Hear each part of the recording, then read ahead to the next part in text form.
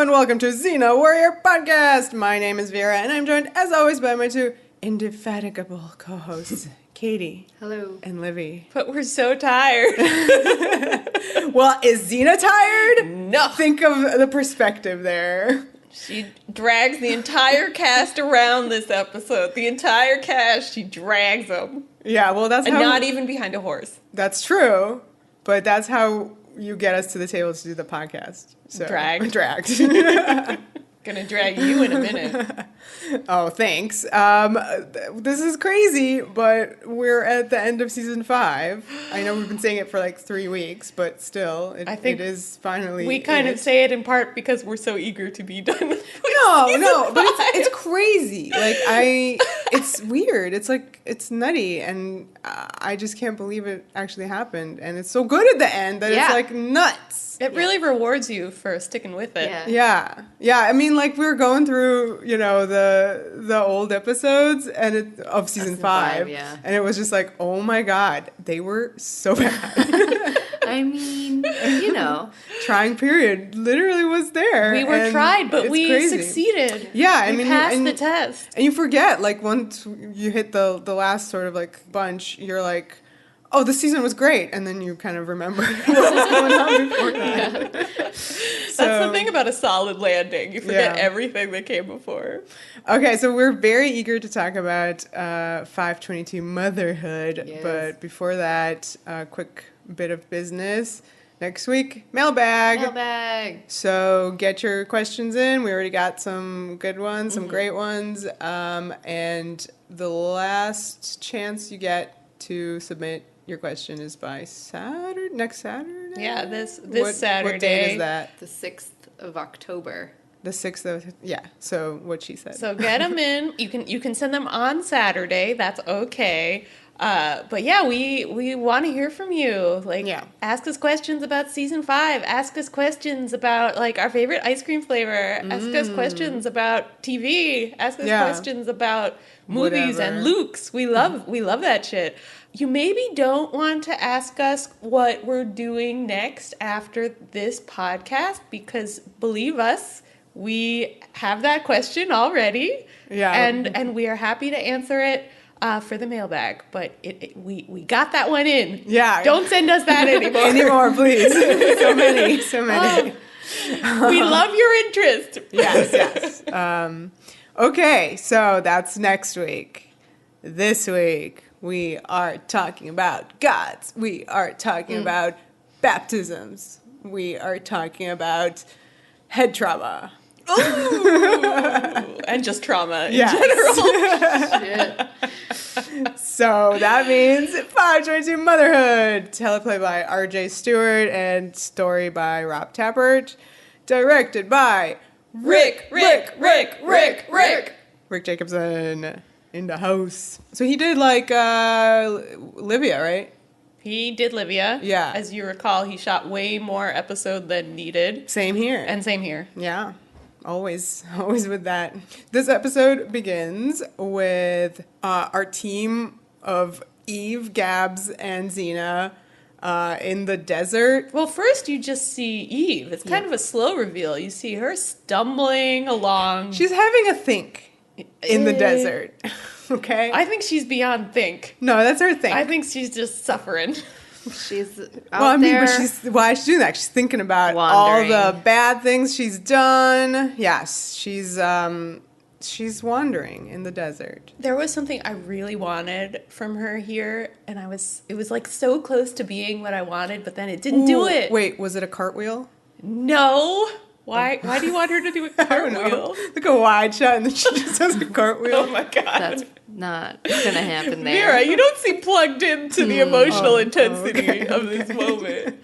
I wanted her. So she drops to her knees in the sand and kind of picks up, like digs in the sand and like picks it up and goes, ah! Yep. But I really wanted her to bury her Livia armor. I wanted it so bad. When I first saw that moment, I was like, she's gonna do it. And she didn't do it. I don't even know what she did with it. Yeah, she's not wearing it anymore, so it's just gone. That's such a great image. Such a great callback to Sins of the Past. I wish they'd done it, because she's definitely in that same headspace. Like, she's in the, like, self-destructive place where she doesn't care anymore. Right, yeah. And she's left that self behind. Literally, it goes by a different name now. Yeah. That would have been really good, but... she really made, like, quite a jump between... As soon as that, beam of love hit her, she was, like, no longer, Livia at all. No. So, she's pretty unrecognizable. Yeah. I like the makeup on her. The, like, chapped lips. And Well, yeah, so this is really cool. Like, I thought this whole opening was just really gorgeous on her. Like, I loved her sort of bathing in the sand. Like, that's kind of what it is. She is very sand scorched. What is it? Scored? Like it's just her skin is just off. Yeah, she's so dry. She's very dry. Beyond chapstick. Yes. Oh God. And she's just like, she's taking it in and she's letting it happen to her. Then we're sort of like revealed that Xena and Gabs are kind of standing on a dune, and just watching her do her thing. Okay. Yes, it's odd. It's a little odd. I mean, we get how, like, she probably, she needs to do it, and they don't want to, like, interrupt her. Right. But they also want to watch her and make sure she doesn't do anything to harm herself. Yeah. But it is a kind of odd image, these two women just sort of watching as if, punishing her. They're covered up so they don't get the sand issues. What do you think of these cover-ups? No. Yeah. They're all right. I think they're terrible. I've seen worse in season 6. Remember? From close up, it's fine. Gabs had that amazing desert cover-up in Seeds of Faith. Why couldn't they get that back? That was, like, I feel like the wind is stronger in this desert. Yeah, I mean, this is a lot thicker and, like, heavier. Yeah. It looks like so much fabric when you actually get a good look at it. They just look so weighed down. And they're going for, like, a more kind of wandering Christian look. Yeah. For them. That's a good point. Yeah, that's definitely the, like, reference point here. So Gabs is like, Xena, I okay. I don't know if I want to help Eve. I mean, she killed Joxer. She does. She points that out. It's nice. It's nice to remember. And then Xena's like, oh, no, she's lost like I was. But I got lucky because I found you. I know the hearts I drew. So don't be a dick, please. I love that she is being a bit of a dick. Oh my God. She is not into Eve at all anymore. And it's very noticeable and that you don't she need the calls fucking Furies. I'm sorry. She's already not into this. Yeah, she calls her your daughter. Yes. Good to start with. Yeah. Pen in it. Yeah. Of course, it's in the context of, we're going to save your daughter. Like, she wants to help, but she's resentful. It's just not the same. It's not the same as when she was giving all those pep talks before, Livia killed Joxer. Mm-hmm. Like, the 20 pep talks, she was like, we're going to save her, Xena. It's going to be great. She's going to be like, she's going to be your great daughter. It's going to be perfect. And now she's like, I don't know.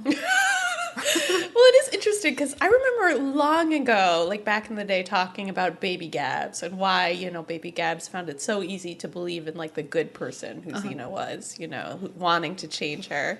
And it was because, in part, baby Gabs wasn't around for all the bad shit Xena did. Yeah. Like, it's so much harder to believe in someone's redemption when they've wronged you. Yeah. And one of the people they killed in their path of destruction is one of your best friends. And right in front of you. Right in front of your face. Yeah. So I get it. And it's kind of interesting to see, how different this is for Gabs. Like, it's a lot harder for her to do what she did for Xena, for Eve. Yeah. Well, they decide that they're going to, help her out. It's fine. And then, you sort of kind of finish off on, like, Eve still being like, sand. I hate sand. It gets everywhere, but it's all I deserve. I mean, basically. Boy. And it is everywhere. So let's not doubt that. It makes a good thematic connection to the upcoming scenes. Right. She's, like, on her knees. Like, with the sand. Yeah. Dry. Yep. Blah. It's gross. This is her 40 days in the desert. Yeah. Oh, I hope she's not been doing this for 40 days. Her face, man. Yeah. It's a 40-day face. Where? Because, like, I don't know. There's no sunscreen. I think it's a day face. There's just so many questions about this that I have where are they going? Number one, because they're all traveling together, but she's just going off on her sad. I feel like they're just following Eve they're just at following a safe her distance. wandering. Yeah, I feel like they're not traveling together so much as traveling separately, but in the same direction. I feel like we did think about this because she runs off at the end, and then I think that they have caught up with her recently. That's what we decided. Oh, okay. Didn't we decide that they just caught up with her? What? Oh, here's sort Eve. Of recently. Here's what Eve's been doing. I can't believe she would let her go off by herself. Well, she ran off. She ran off at the end of the previous episode, so they did have to catch up to her. Okay, all right. So All right, I accept that. Okay, guys. Olympus, and I feel like this is the greatest Olympus has looked like. I just love it so much. I love this throne so much. Oh my god. This Art Deco thing they got going on is so pretty. I really love the fact that their floor is in a cloud. That's so cool. That is fun. Heads in the clouds. First I was like, a lot. Well, because I was like, oh my god, they got the fog machine going. But then I was like, no, it's in a cloud. I actually didn't understand that until you just said it. It's so I just cool. thought it was fog machine. It's gonna become dangerous for Renee later in the episode. Suck it up, Renee. It looks cool. She was suffocating on that cloud. That's terrible. Well, it looks fun. Yeah. So we got a lot of new faces here with and our some gods. old faces who you thought you'd never have to see again. What? Demos, who is actually Strife. Okay, who got killed in Hercules episodes we were forced to watch. That's true. Okay, let's do a rundown here. Okay, so we have this guy, the new guy, Deimos, who is, what is this? He's the god of terror. Okay, but he's really what is it? He's Aphrodite son of Ares. And Ares. Yeah, Aphrodite and Ares. Don't ask too many questions about that. It's played by Jill Toback, who is doing the male version of what Head Fury is doing. We'll talk about it. I can't believe you're comparing him to Head Fury. Electo is she's the star. bomb. Yes. He is silly. He is silly, but he's doing exactly what she's doing, which is being in the back of Ares, always making faces. Yeah. So if you just look at him, he's going 1,000% in a direction. Also, he's blonde. So there you go. Okay, that's Anyway, he wears brown leather Bermuda shorts. They are terrible. I don't know how. What is he? He's the god of terror. Oh, okay. So they strike terror into your heart when you look upon these Bermuda shorts. Okay, so then we have Hephaestus recast and re-envisioned as what he should have been originally. No more unfortunate white person dreadlocks. Yes. So that's a plus. He looks this is perfect. He's half burned face from forging accidents and I like it. And he is the same actor who played this character in a Hercules episode. Okay. Which is going to be significant, as we will see. We haven't seen this Hercules episode because so it's not significant. No one forced us to. So then we have Artemis. Okay. This is again an actress you've seen before. Yes. Wait, she played Cleopatra, number 2 in Antony and Cleopatra. Oh yeah. Huh. And she has been done dirty here. I can't believe they did this to Artemis. She's deserved so much more, especially because she's so important in one of my favorite episodes of the whole show. It's really true. In season 6. Also, the costume. Ugh. Yeah, she's like one of the silver bitches, but gold. I thought there's some green. Foresty stuff. She's green. I thought it was gold. Yeah, but she's greenish gold or whatever. She looks like unpolished gold costume. Maybe she kind of looks like if you were from the Hunger Games, but she was from District 1 or 2, the ones that were rich. Sure. And they have really stupid outfits when they first arrive. That's what she is. All right. She has one line of dialogue. She does, but I do love that she fires a real bow, and I love her face sometimes when she does it. Okay, so she wasn't done that dirty. No, but she deserves to be a character. She's a Artemis. That's a huge god. She's patron goddess of what, the Amazons? No, that's Athena. Or is it? I don't know my mythology. Yeah, patron goddess of the Amazons. Yeah, Artemis. Yes. See, there you go. It all this stuff with like the god, giant collection of gods, and nobody gets any screen time. It reminds me of the issues, that the superhero team up movies have, like Justice League and Avengers. It's both like everybody gets a few lines. Yeah, they show up. Like you would be okay with this if you had seen some of these people. Like what's her face? Strife, right? No, not Strife. Discord. Yeah. Discord is in this. We've seen her a lot from other episodes, so it's like okay that she has like one line here. That's true. We're reminded. If you are just brand new here, I'm who are you? Yeah, I know you're dead, and you're a famous goddess. Like what the fuck? Like you're who's a not big deal. named on screen, right? Well, I guess you figure it out. You're meant to figure it out by That's yourself. how big she is. Yeah, that's why it's even more annoying. Anyway, she's there. And then, of course, you have Hades and Ares and Aphrodite there. Aphrodite isn't there in the wide shot. She appears in a startling moment. Amazing. There's a reaction shot of her, I think, before the amazing moment. Oh, really? I don't think she just appears. I thought she literally slides into the scene. Yeah. There's one like where she's looking Maybe I just didn't notice her. Well, they're all arguing what to do with their 25-year-old Eve problem. Well, they're pissed off at Ares because he's known for like a few days, but is only telling them now that Eve survived. Yeah. So Discord suggests that they move on her right away. And she's like, what's the problem? And then you have this amazing like introduction of Athena with this like pan up from her legs, walking in the cloud. And she's like, Xena's the problem. Athena, once again, is cast in this role, which I love, which is like lady in charge of a failing company. Oh, man. Just trying to save it. Just trying to, like, whip all the VPs, like, into shape. And she knows what to do, and she's right about it, and everyone is, like, terrible around her and just makes everything fail. Yeah, she can't catch a break, this poor lady. She's trying so hard. She's great. I've come way around on her. She's so good. I didn't realize you had to be remember turned around. I had issues with her costume. Yeah, they're hard to They are get still by. there. Yeah, but like I no longer really look at it. You don't even notice it. You look past it. I look past it straight to just like her being just so frustrated with her team. She would succeed. Yeah. Not for all of them being also there. Right. So she has a new plan. She does have a new plan. First of all, she's like, as a mother, Xena will be more dangerous than ever. And that's a weird line because she was a mother before. Yeah. And also, I'm pretty sure Athena basically said that in her first appearance. So that's a dumb line. Cross it off.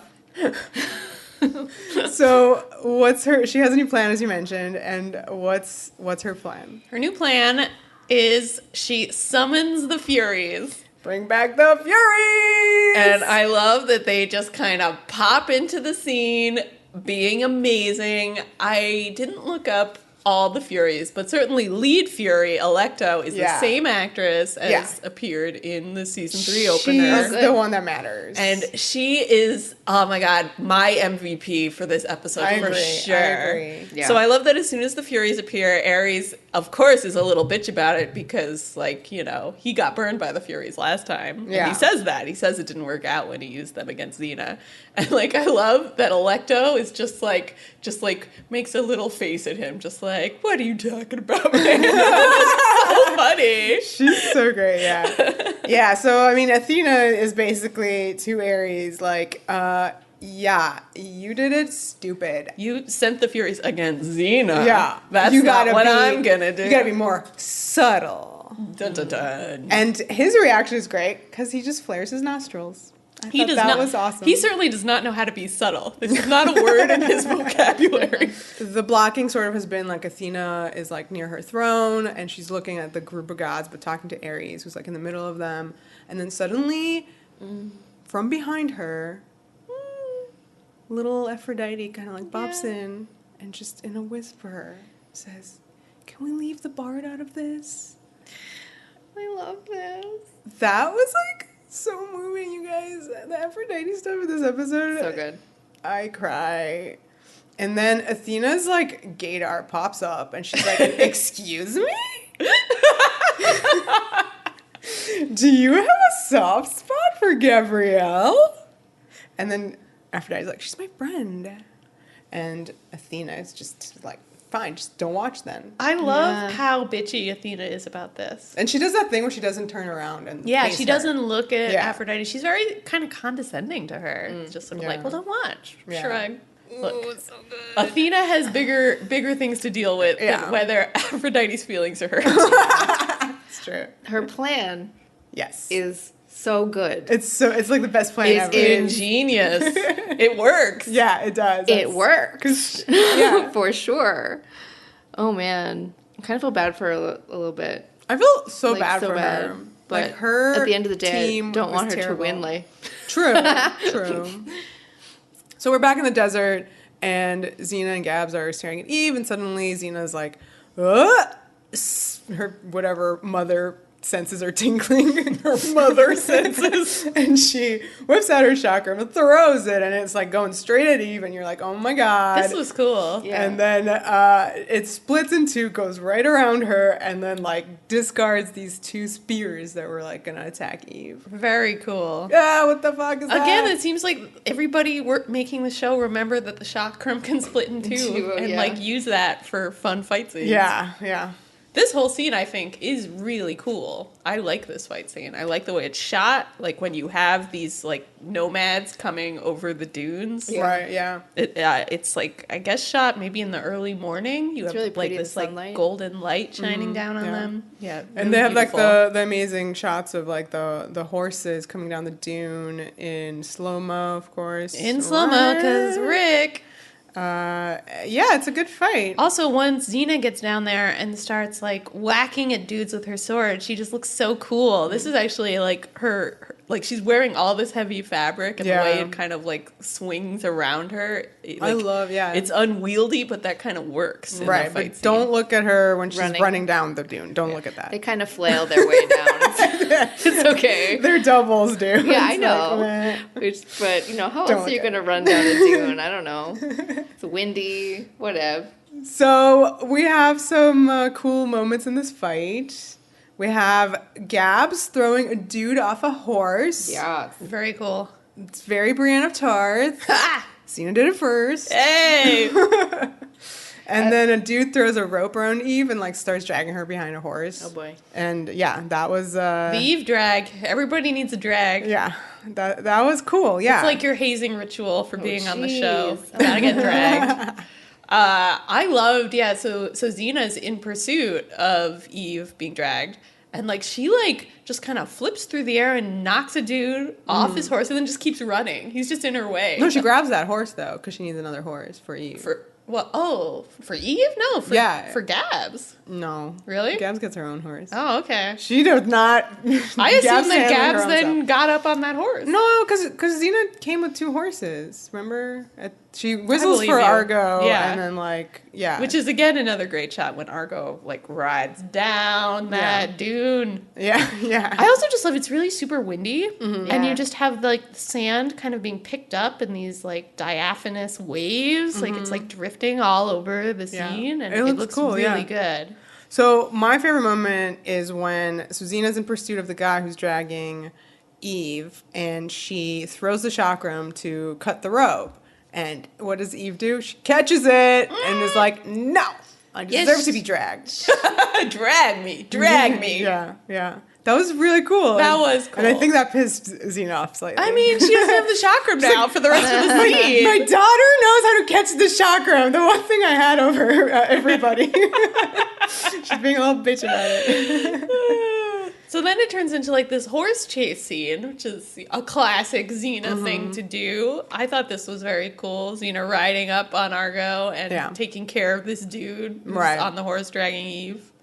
Yeah, and then she stops. Well, maybe you're right. Maybe she was just on one horse because there's like she takes his horse. That'll be 3 horses. For Those her. are That's the crazy. 3 horses. Gabs get on the horse. Then Xena like takes care of the dude in one running she just jump. Threw a dude off her. Like she just that horse ran off and went on vacation. Okay, there are a lot of horses. All right, so Xena is like, Eve, are you okay? And she's all like, man, I should have, like, let him kill me. Yeah. Poor Eve. Yeah. She's sitting there on her knees the whole time, like. So, and Xena's like, never, stop. And then, like, so Gabs comes down, like, she arrives on the scene, just kind of, like, like, she just watches this. Like, she's not even, like, trying to help. And Xena's like, get some water, bitch. And she's like, okay, fine, all right, I'll get you some water here. But, like, yeah. And then the Furies appear. Yeah. And it's great. They pop in and just immediately are, like, basically sticking their tongues down Gabrielle's ears. It's so funny. Sexy. Yeah. I think it's great. They incept her with some thoughts. Yes. Xena, Eve will only break your heart. There'll be no peace for you until she's dead. Brr. Inception noise. She killed Joxer. Who will her next victim be? Ooh. And I love that when they disappear like into Gabrielle's head. Yeah, so they're there all the time. So of course this is all a reference back to the Furies, the episode called The Furies, in which they drove Xena to naked stoogedom. Oh no! Oh my god, can you imagine if this is what happened in this episode? Aren't you glad they didn't drive Gabrielle to stooge? But it got serious in the Furies. It got very serious in the Furies. But it ended with stooging. That was one of our, we talked about that in the Furies, the way it combined like the cartoonish and the melodrama in this really cool way. But I'm so glad there was no cartoonish here, because this is... I think Xena's madness manifests as a kind of stoogedom, and Gabrielle's is different. I think that's interesting. Gabrielle's is just rage. Like, she just is a rage monster. She didn't really behave like a rage monster. It was very calculated. But I think it's like quiet seething rage. Yeah, quiet seething. You see it underneath everything. That's why I think she's playing that throughout this whole episode before even they attack her. Before they even come for her, she is not into Eve. Yeah. So Xena's like, we gotta get her to shelter because she's all fucked up. So this random shepherdess just suddenly there. Oh my god. Did they not get, like, the right coverage of her? I feel like it was just, I think they cut that scene out. She's just there. Right. I mean, we know Rick shot way more than they needed, so this might be one of those moments where you said something awkward. Arrival of shepherdess woman. Cut. It's just her face is just right there. Gabs is like, Xena, or Wait, who says Xena? Gabs must have. She must, yeah. And Lily's just like, her face is just in close-up. Like, did you say Xena? Like, and who the fuck are you? Where did you come from? She's like fandom whenever they hear, Xena. Mm-hmm. Like, what? She's got the same, like, hooded costume thing that Xena and Gabs do. They all clearly shop at the same store. They went to that same store, yeah. So... this lady is like, Xena was mentioned in our scriptures. Like, you can't be the same lady. And then they're like, yep, she is. She's like, oh, come stay at our house. And this is important because here Gabrielle steps in and, like, with pride in her voice, says that Xena is that person. Yeah. That she is the defender of their faith. Yeah. So, a quiet rage monster she might be, but she still has these moments of pride and belief in Xena. Yeah. So then we have this, like, really great moment of, like, all of her and her friends are, like, gathering to listen to stories about Eli, basically. And Gabs is, like, she's at the head of the table, or, like, in the middle. Yeah, this felt very, like, religious painting-y. Yeah. We have the fish banners again. Right, their house is decked out in it. Yeah. And, so Gabs is, like, just, being asked all these questions. And I like that, like, Xena, like, she's like, Eli's not my thing. That's your thing. You talk. Right. I like the joke about Eli breathing fire and the lady being like, Jab, stop writing that in your scrolls. Take that out of your scroll. He didn't breathe fire. So, and Gabs is like, Eli gave them hope. Ah, Gabs, what are you doing? That everything could be saved by love. And then Eve, like, starts being so embarrassing. This is the best, kind of.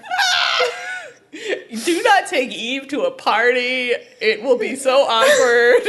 Take Livy to a party. Don't take Eve. She's like, he was wrong. And then she starts going on about, like, all the horrible things she's done. And Xena, poor Xena, man. She's all like, maybe. Stop it. Stop talking. No. Just listen to the lady. But her list of all the horrible things. Let's hear the list. She's wiped out entire villages because they wouldn't pay me tribute. I drank the blood of men I tortured to death. Wow. She drank their blood. Yeah. Is that what was in the flask? Was there blood of them? The people she was killing? That just mainlining blood? Yeah. Maybe it was like mixture. Like a blood vodka blood cocktail. Yeah. Wowie. Yeah. I killed their best friend. Also, she killed their best friend. Also jocks her. The I drank their blood really got to me. Because it's gross? It's gross, but it's also just like, what? Yeah. Okay. So after she says that, and that's when Xena's like, shh, stop. You're being a buzzkill. Yeah. Stop. The Furies then immediately pop up in Gabs' face. And every time they pop up, I just love how they do it because I could just see the three of them underneath the camera. I just go like, right up. Did somebody say Furies? Yeah. And so, when they pop up, they're all like, see, she's gloating about killing Joxer. I shouldn't leave her alone with Xena. Who knows what she's capable of? Xena then remembers that Eli used to initiate folks into the way of love via some sort of ceremony. Yes. And the shepherd is like, oh, yeah, we still do that. This dude called the Baptist does it. So I wonder what's going to happen here. Yep. So this is Xena versus take on John the Baptist. Right. Presumably. Like their timelines or whatever. The timeline is confusing. Yeah. So they go to the shore, and it's very nice and pretty. And we meet the Baptist. He's that dude from Dirty Six and Vanishing Act. Yeah, I like that he's one of the Dirty Six. Yep. I like to think he's the same guy. Yeah, he had a religious conversion, and now he's the Baptist. Wouldn't he be 25 years older? Yes. Yeah, and also dead. I'm pretty sure he's the one who died. Oh, he's dead. In 36. So maybe Vanishing Act guy, he died too. Oh shit! Never mind. Well, I actually really love this scene. It's so pretty on this beach. It's the prettiest beach. Right.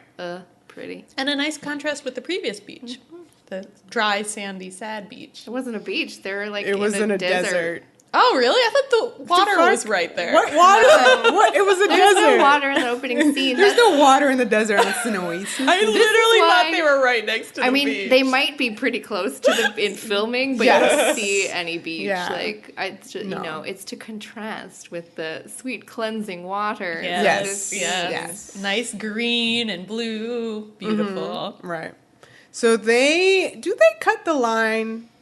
I feel like there's like a bunch of people who are going to be baptized. Yeah. And then she just definitely arrives. Cut the line. Oh, they cut. That's the Christian thing to do. Just cut the line. So yeah, they do cut the line, but I mean, it was Baptist. His kind of he has a stare off, with Eve, which I thought was a cool moment. Good. Yeah, she looks freaked out.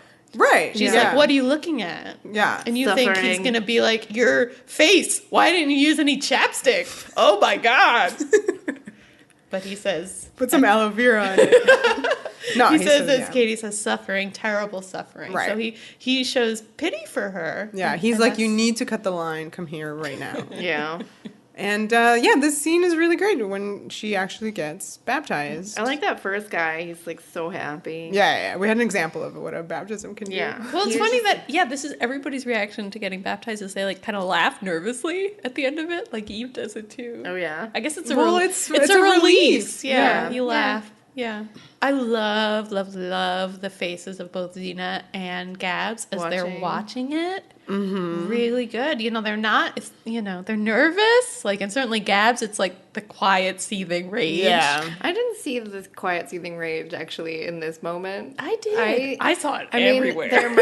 I might be there, but she does like smile in this scene. Yeah. But I felt like the smile was sort of the fixed smile that one has to have. I didn't think that. I didn't think your child's violin recital, and they're bad. But no, I didn't get that impression. No, because if anything, she's thinking about Eli. She's probably remembering about her time with Eli. She's the person we previously saw get baptized, and look how that turned out. Like, she ended up going against that pretty spectacularly. I know, so, but yeah, a lot of baggage. For a while, it was That's good. it's all on there. I just feel like I think that to discount the fact that this is important to her and Eli was important to her, like, not being in there it's all in there. But does she, at this point in time, like, think Eve deserves this? I don't think so. Well, that's why it's all there. Yeah. That's why I think that it is all there. But to don't rule out the nice part of it. Okay. It's there. You're right. It's all there. I think Xena's face is more interesting. I think hers is so complicated because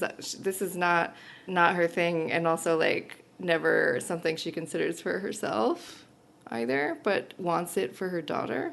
And she starts off being very happy, and then kind of her face falls at the end. It is pretty amazing that it's her idea. Yeah, to give that's it what I'm saying. for Eve. Yeah. Right, yeah. She just wants to help her however. Yeah, yeah. So the guy, Baptist, he, puts her on her knees in the water to contrast with her being on her knees in the sand, and, like, cleanses her with the sweet waters of redemption. And, again, like, it's supposed to contrast. I mean, she's literally faced the other way, too. Right, so she's faced... Right, where she was in the desert. Yeah.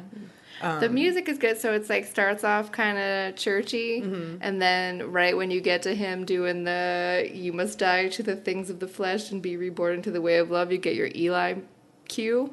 Eli busts you're into the art music as well. So it's nice. I like how it's filmed. It's good. Yeah. Water. Yeah. Beautiful location. Yeah, it's just so pretty, that beach. I want to go. Let's go. Let's go to the beach. Let's do it. Let's go to the beach. Okay, but then there's like a fucking fireball. Oh my god, well, I love this wide shot. I love the wide shot. And I think I'm obsessed with these, like, heavenly beams. Like, they're so cool whenever they happen. Into the beams. It's so cool. This was, like, a spiritual, like, comet was striking. Yeah, right, because it's just, like, made of fire. Yeah, and it was, like, just stopped, like, a little bit in front of her face. It's kind of a lot. It's really cool. Less cool was Archangel Michael's fiery face. Appearing in there. Yeah. Super strange. Don't think we needed that, but whatever. Especially because she said it wasn't him. But anyway, whatever. Her reaction to this is, if that's the way it must be, then I'm ready. Yeah, so that was weird. And then you can also see that, like, Gabs does not see this. No, yeah, Gabs is... So, yeah, I kind of like... No gold light on her face. So I like that, like, Xena gets this. That's, like, her only, like, thing that's talking to her brain. And then, like, Gabs gets the Furies talking to her brain. Right, they each have something. Yeah. They're standing right next to each other, but they're so separate. Yes. They're having their own, like, brain-melting experiences. So Eve comes out of the water all smiley and, like, refreshed, and there's a cute mother-daughter hug. This is, like, their first hug. Yeah. That's nice. The Furies are back. Boop! Hello! Oh, my God. There's no reforming Eve. She's just setting herself up to be heard again. Oh, yeah, I liked that. Yeah, I like that a lot of the Furies' argument is sort of about how Gabrielle has to protect Xena from this, like, heartache. I think that's a really persuasive argument. It's a good one, Furies. Yeah. This is such a good plan. I can't get over it. It's so good. Athena. So the water starts rumbling. Oh yeah, this was crazy. Just let's get even crazier. Yeah. So like we're cool with the big fireball and stuff. You loved it? I loved it. I didn't mind it. Like I agree. I just want to make sure in the wide shot, it's really so beautiful and cool, and it looks like a painting. Yeah, it's like a painting. But yeah, the close up where you see the Michael face is very silly. So it's a mixed bag. You didn't see like Eli face in the previous one. I know. Yeah, you don't. I guess they just wanted to remind you of that character because he's gonna get name checked. He's gonna be important in season 6. I get it, but it didn't work very well CGI wise. Yeah. So yeah, the water starts rumbling and Poseidon pops out and his lines are raw, and that's a fun voice acting by who? King Rick! Yeah! King of the sea! king of slow motion and the sea. I mean, he made Poseidon be in slow motion, basically, because if that bitch was able to throw his trident on time, Xena and Eve would be dead. It would. Yeah, Poseidon is clearly king of slow motion because that's what kills him. None of the gods have any aim. Yeah. Like, their, like, aim, I don't know what kind of statistics, it's 0%. Yeah. I go back and forth on this. On the one hand, it's annoying just how stupid and incompetent the gods are, but it's also really entertaining to just watch them all get killed off. Oh, yeah, but, like, cool. just, it's ridiculous. They all are bad. They can't hit a target. Well, okay. Never. Some are better than others, and No. some of them are because like Literally nobody hits a target ever. no, because deflects a bunch. That's that means true. that they were going to hit her. She does deflect a bunch. But they, Yeah. why But they couldn't really- they The shoot it at her problem- when she wasn't ready to deflect it? Why can't like 3 of them shoot it at her At at the once, same she can't time? deflect 3 Listen, fireballs. Let's maybe just put 3, a but pin. maybe like 5 or 6. How come they can't do a bunch at once? I can't- Well, yeah, I have a lot of questions about the fireball. so I mean, frustrating. your Greek god shouldn't be the same as like stormtroopers. You Oh. know, that's bad. Shit.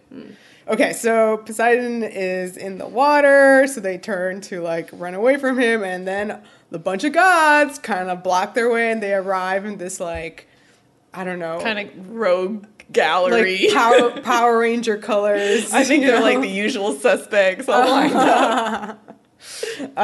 So yeah, they're very color coded. It's funny. Yeah, it is very funny. I love how they each have like a battle pose. Yeah. Like, it's very silly. So they start throwing fireballs. Yeah, they just immediately like, start here's some fighting. Fireballs. Yeah. Fireball, fireball, fireball. It's like it's everybody but like it's Discord, Deimos, Hephaestus, Hades, and Artemis. They show up. Yeah. Yeah. So okay, so whoever throws some fireball at Xena, she deflects it with her sword, and like it flies at Poseidon and just poofs him away Bye. into mist. He's done. And everyone's like, "What?" You killed that giant dude? Yeah, because he was so fucking slow at throwing his trident. And I love that when that happens, Olympus rumbles. And you see Ares and Athena, who are back at home. They're like, what the fuck? Yeah, these moments where the gods So good. are conscious of sort of their vulnerability. Yeah. Those are really And moving. this is weird because this shouldn't be happening. Yeah. So then that happened. Okay, so after that, oh my god. All right, so Discord is like, fuck all y'all, and starts charging Xena. Whoa, guys, this was a moment. Oh my god, I loved it. Xena just straight up beheads her. But it's so funny because her like head goes flying across the screen like with this expression on her face, like bah! They allowed that. On Yeah, screen. it's very impressive. It's graphic as fuck, really. It's not that. It's kind silly, of, it's but hysterical. at the same time, you're literally watching a head get chopped off. But it's so you don't see that moment. That's you true. just There's no see blood. the There's head. no blood, but head. you see the headless torso and then the head separate. Yeah, but it's so funny. Do you think Discord deserved that No, kind of death? that was upsetting. I have so much affection for her after Married with Fish Sticks that I was very sad to see this happen to her. You know, it's fine. Because beheadings are honorable. I just think She certainly gets maybe the best death of all these gods, though. There's a lot of competition. Yeah. They try their best to give the big gods a good send-off. I don't think that she got I think she got a fun one. Yeah. And she was a fun character sometimes. So I think this was appropriate. And to be fair, she was infuriating. Yeah. Like most of the time. So it is sort of satisfying to dispatch her in this very emphatic way. So goodbye. Yeah, and then after, so you see Ares kind of react to Poseidon, and then this time when it comes back to Olympus, Athena is like, "Bah," and then My stock fell even more. Oh, fuck. Oh my god. Okay, and then oh my god, this one I thought was the stupidest ever, which was Hephaestus. Oh my god. Who throws his hammer at Xena, and then Xena picks it up and throws it back and just kills him. Well, she blocks it with a chakram. Oh, but whatever. The chakram he always really died the stupidest. I thought. No, it was the most incompetent. It was one really him. silly with his own hammer, no less. And then so Aphrodite, her heart feels, and I was like, what? Yeah. And then it's like, because they were married. Yeah, we discussed this. It's true.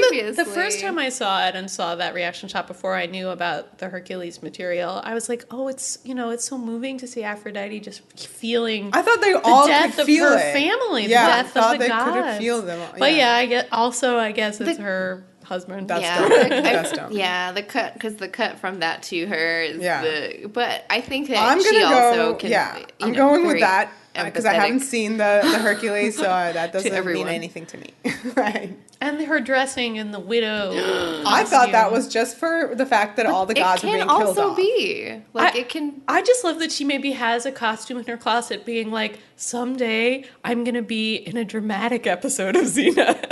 God. I'm not going to wear my pink lingerie. I'm going to wear black, and it's going to be amazing. She just had that ready to go. Anyway, we gotta say, I just love seeing this comic character in a sad situation. Yes, always good. It goes straight to your heart. So good. In a way that, you don't exactly feel for Athena or Ares, these characters you've seen kind of in dramatic context before. Mm-hmm. But to have Aphrodite in that position, pleading for Gabrielle and reacting to the death of her family, and just really intense. Amazing character arc. Obviously could have been better with more episodes focused on it, but what we get even in season 6 is going to be so good. I also think Alexandra Tidings is just really up for the challenge. Yes, she's so great. I really like how it's, it's not like she's doing a completely different performance. No. She's just modulating it ever so slightly to make you feel bad for her. Yeah. So Athena, after that, pops into the beach and she's like, so you can kill gods, eh? Kind of an understatement there. And, she holds the chakram at the ready, all cocky, and she's like, she looks cool here with the chakram up and her big heavy costume, which I guess is kind of cool by the end. Yeah, she's all like, don't follow us or you're next, I loved her line about there's nothing more pathetic than a dead god. I thought that was cool. There was some stinging lines in this episode. That was a good one. And then Athena has another one at her later. Ooh, yes. Yeah. Remember when Discord's head flew across the screen? That expression on her face? Yes. Somebody had to edit that. Yeah. For days. Oh, yeah. Maybe weeks. No, maybe weeks. It couldn't be weeks. So Xena grabs the Hephaestus's chains, and then they run away. I wonder what her deal is. She's just like, I can use these later. They're going to be useful. Yeah. They're very useful. They seem so heavy, though. I know. But they're made out of plastic. Her costume already weighs 50 pounds. So. Yeah, it looks, it's cool. Got to talk about her blowing on the chakram. Yeah, she blows at it as if it was a gun after firing. Smoking gun. Yeah. So it's literally they ran 2 seconds away. And Athena turns around and she's like, you idiots! If you only let the Furies do their job. And honestly. I'm like, does Xena hear that? Yeah, I know. Because it's very loud. Maybe that's how she knows it's the Furies later. Yeah. She's like, I thought I heard Athena talking about the Furies. I wondered what that was about. Yeah.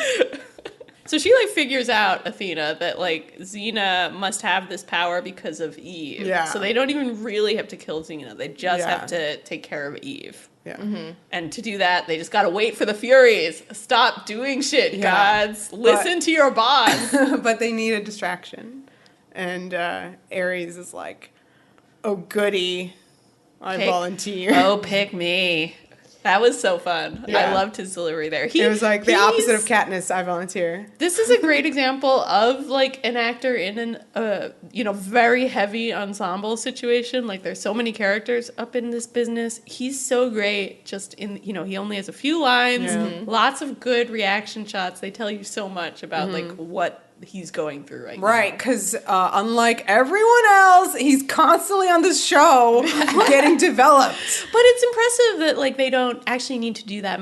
They've developed him to the point now where they can kind of put him in the back and you still know. That's what a developed character looks like. Yeah. Anyway. Don't. He's so good. He's so good. Yeah, but imagine what you get. I mean, you get it slightly from Aphrodite, but I think both Aphrodite and Ares in this episode, they both have had great character development this year. And that's why you feel so much like when they're there. In both cases, it kind of comes to fruition in this episode in a really satisfying way. Totally.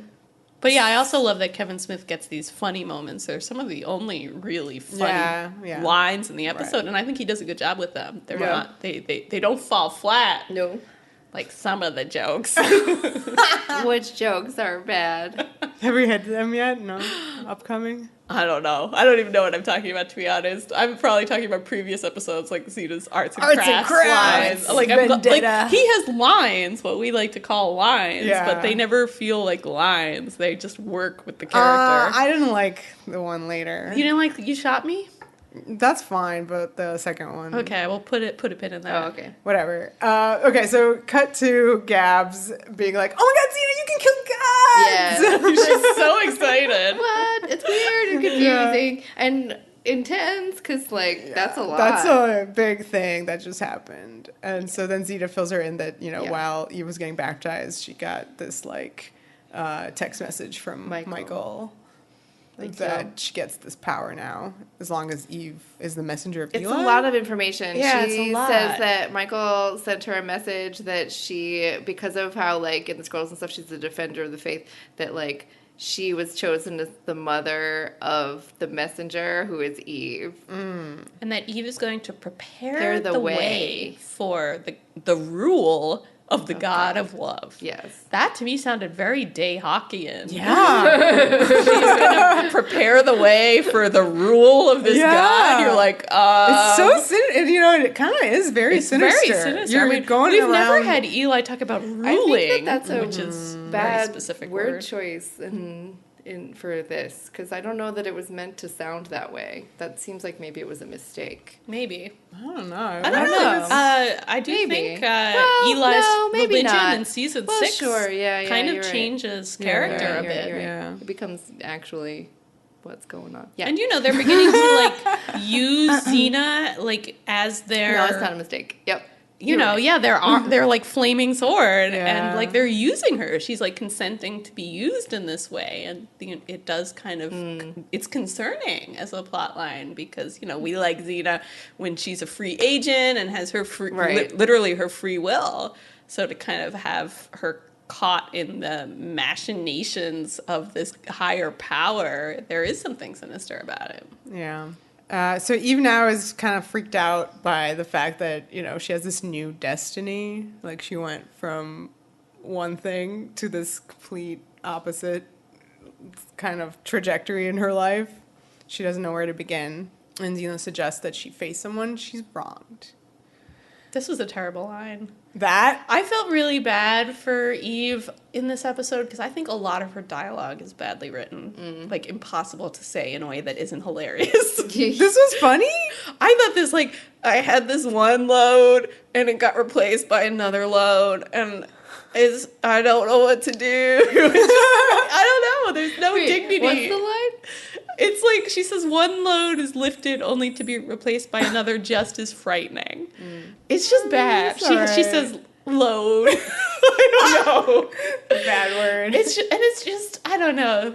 It didn't work for me. So different. She's very sincere. Yeah, and very just like the whole performance has changed in a way that's so really much. hard to get your head around. Yeah. It is, I don't care about Eve very much. I liked Livia, but I don't immediately. I think you would have cared less. about her if she just didn't go to such an extreme to the other side. Yeah, I mean, I think if this had been taken a little bit more naturalistic, like if you had Livia dealing with having done this, and seeing that character, who still has these tendencies, these tendencies to like trash hotel rooms when things don't go her way. Like, I don't think that disappears just because you've had a moment. If anything, she should be trashing the hotel rooms twice as much now. Yeah.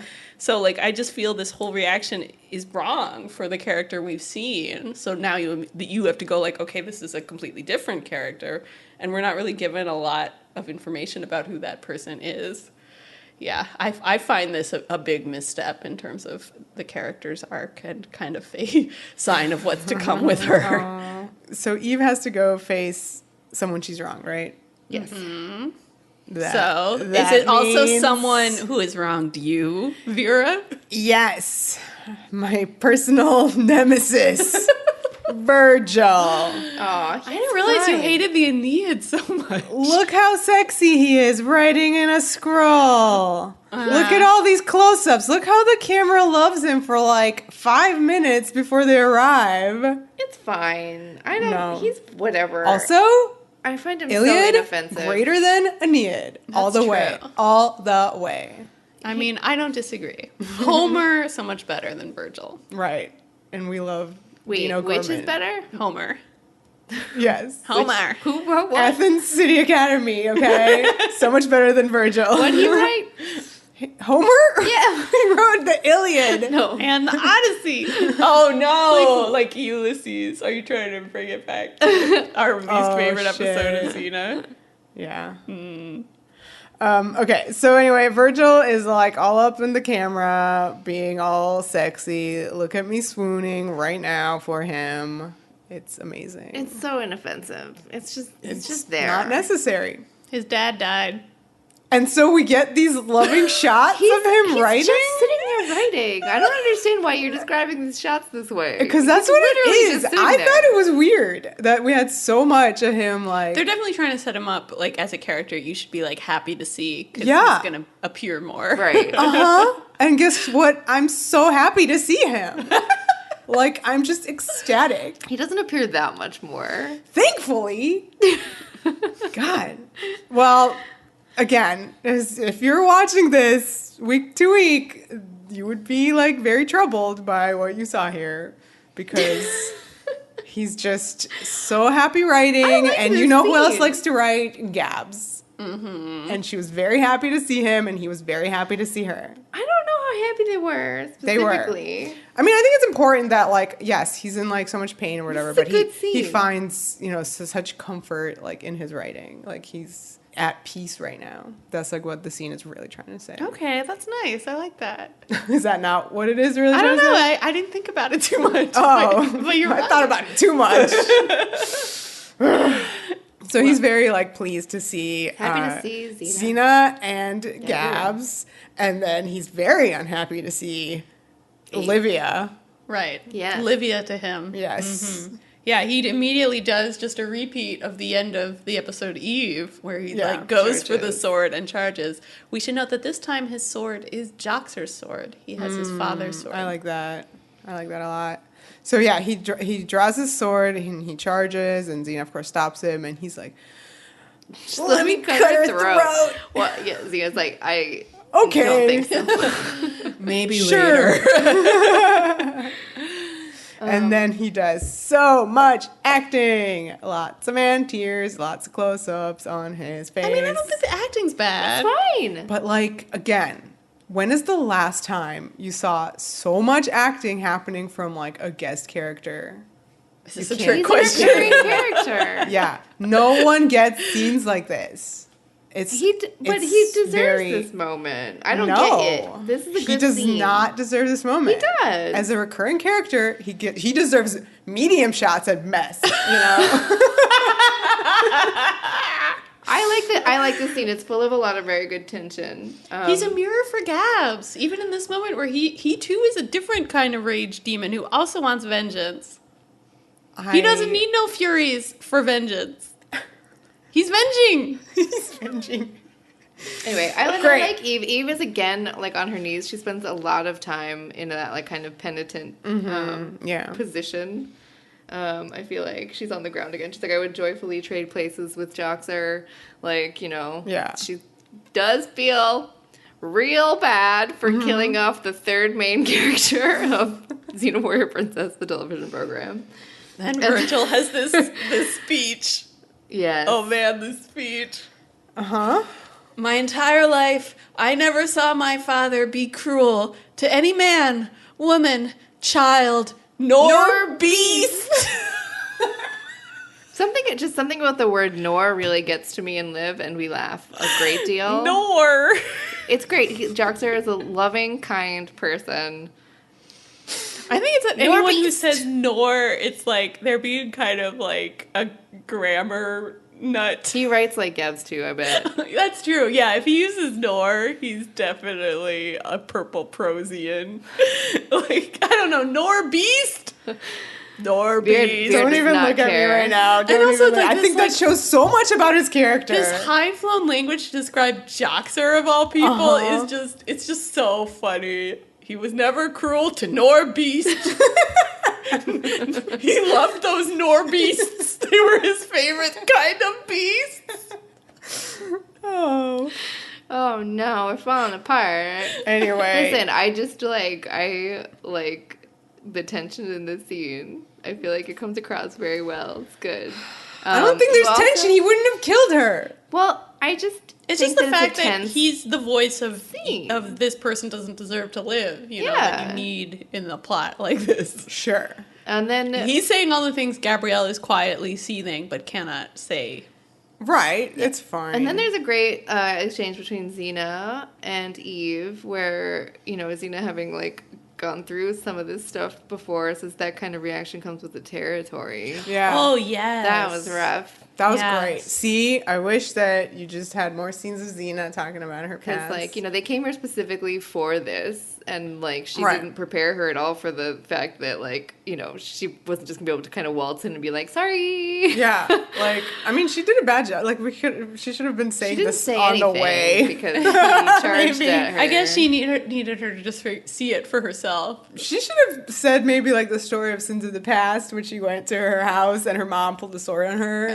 So good. How about that? She should be like, be glad I don't do that. I love you so much more than Cyrene loved me and Sins of the Past. Whoa. Anyway, Virgil is like, I'm leaving to go to Athens because that's He's where only Meg talking is. to Gabrielle right now. Right. Yeah, and they're caressing they have, each other. A private moment. Yeah, they kind of are. They are. They double hold hands. Mm-hmm. I really wish that you would focus on the fact that, this does not go anywhere, so calm down. We are served 3 minutes of his ass as he's packing and scrolls up. Yeah, it goes on, that shot. You just see his butt. Is for who? No one. No one. Not this audience. No one cares. Listen, I just think it's nice. I really like that. He's a fine actor. I think Renee's really good. He still acts. He's in everything. Yeah, he's gotten. And I like the career. Emotion in the scene because it is about Joxer and it's sad. I think that they're expressing all these feelings and it's upsetting. He tells Gabrielle that he's going to Athens because Meg. She's mad with grief. Just destroyed. That's and a that's lot. upsetting. I love Meg. I wish we could see that instead of Virgil. I don't know if I want to see that. Yeah, I don't think I need to see that either. She's eating beans. I'll take Virgil. I'm happily taking Virgil. I don't want to see it. Gosh, you're ruining this nice scene. Good. Listen, everyone cries. I love her cry face. It's good. We find out that he says that she took his brothers and sisters, plural each, to Athens to stay with relatives. So if those two kids from before, he would have said brother and sister. He took my brother and sister. Are you sure he didn't say that? No, he said brothers and sisters. And I was like, what? Because that just means they have 1,000 kids that we haven't even seen. Anyway. Maybe they foster some. I don't know. Okay. That's a good theory based on nothing. They foster kids and Norbeast. I know, maybe the kids are named Woman, Child, and Norbeast. And he was never cruel to any of them. And Norbeast he liked best. Okay. All right. So Cut he this out. never. He just takes all his shit and he gets on a horse and he just leaves and he does a weird cluck to the horse, but it looks like he does kissy faces. He does like air kisses at Gabs, but it wasn't. It was to the horse. It's just that if you watch and he's like goes like to the horses, but it looks like he goes like to Gabrielle. It's weird. Yeah, it's a little strange.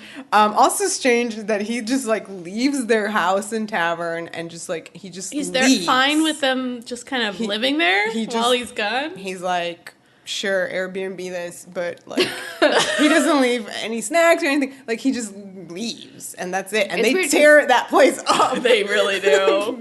Good thing they have other houses in Rome, I guess. Like 2 seconds ago, he was just like writing and stuff. It didn't seem like he was like about to leave. Right?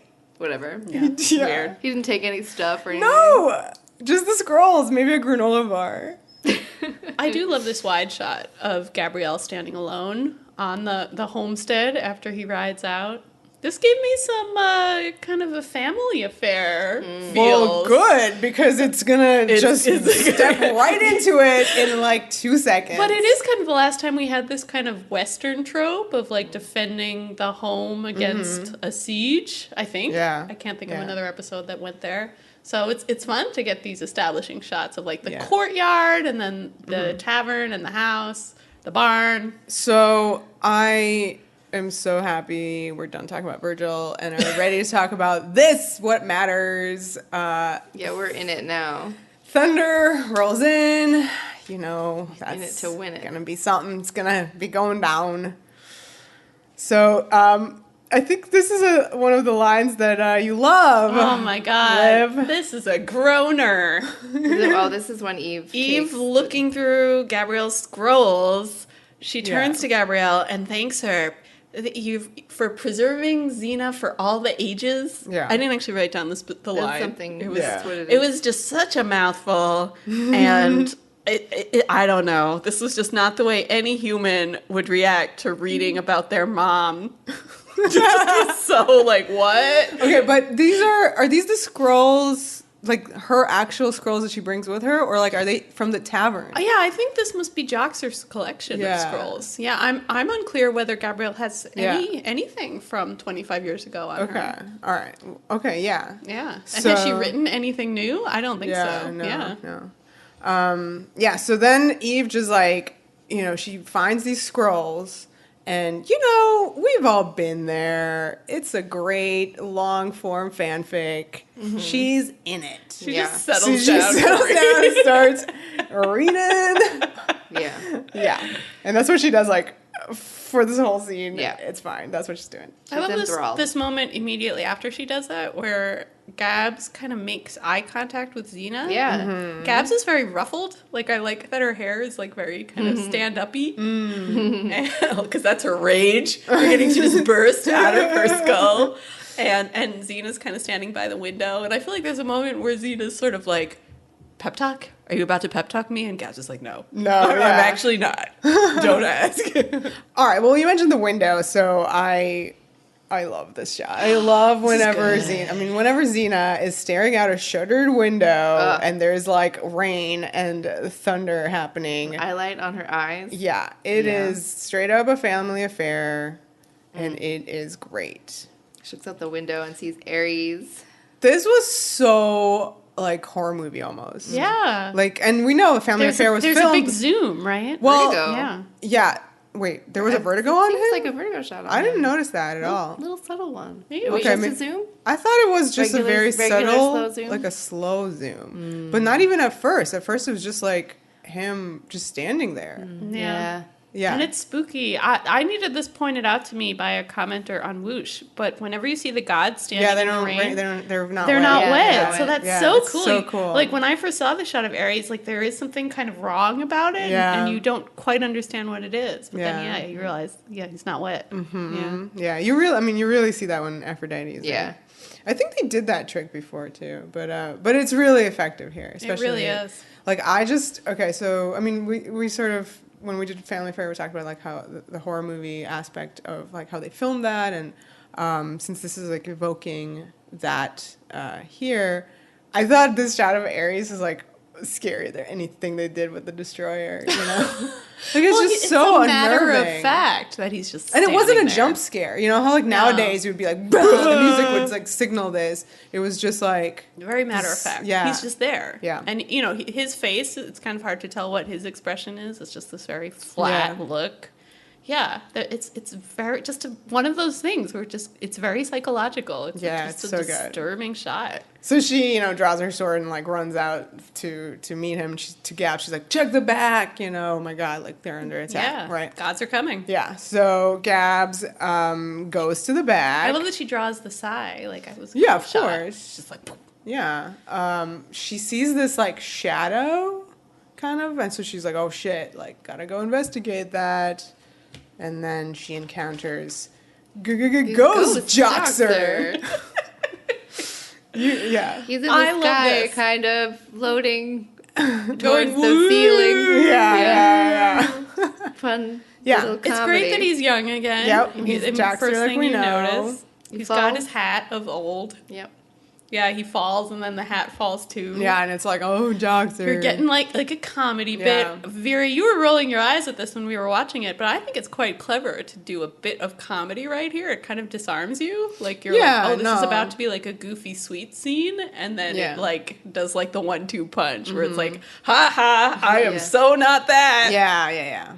This is as far as I wanted it to go with, with comedy or whatever. I think he and Renee played this moment between them so beautifully. How he just he says simply like hi in this very familiar way. And she's just kind of stunned. She's so happy to see him. She makes like a noise. Yeah. A reaction noise.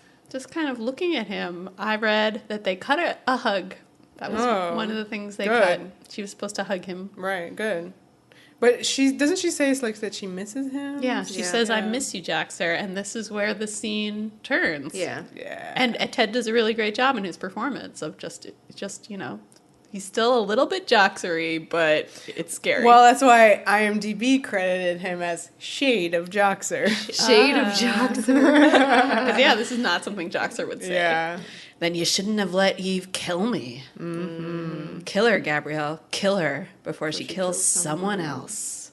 It's really freaky to see Joxer in this way. Yeah. It really works. It was really good. A great use of the character.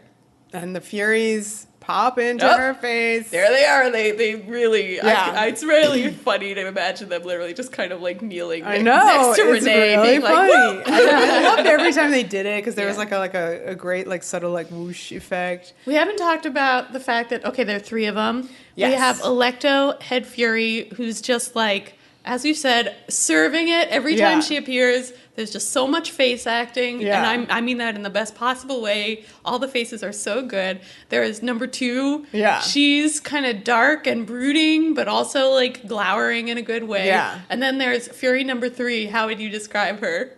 An extra. She literally is hidden.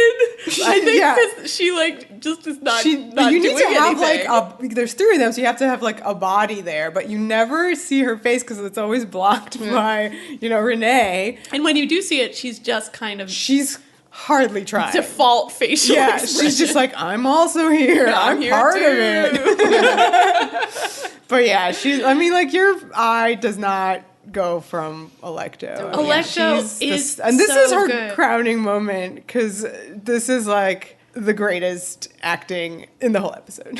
And this scene, it takes a lot to steal this scene. Yeah. Because you have to steal it from Renee O'Connor and Renee O'Connor.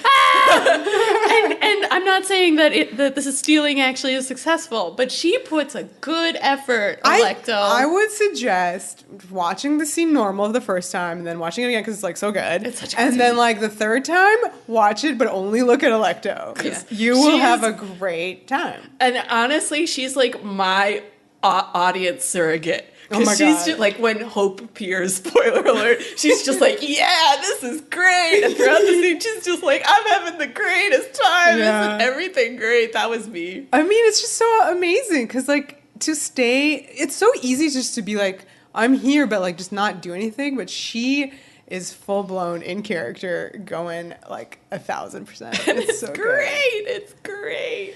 Okay, so what happens? What happens here? This is the shit.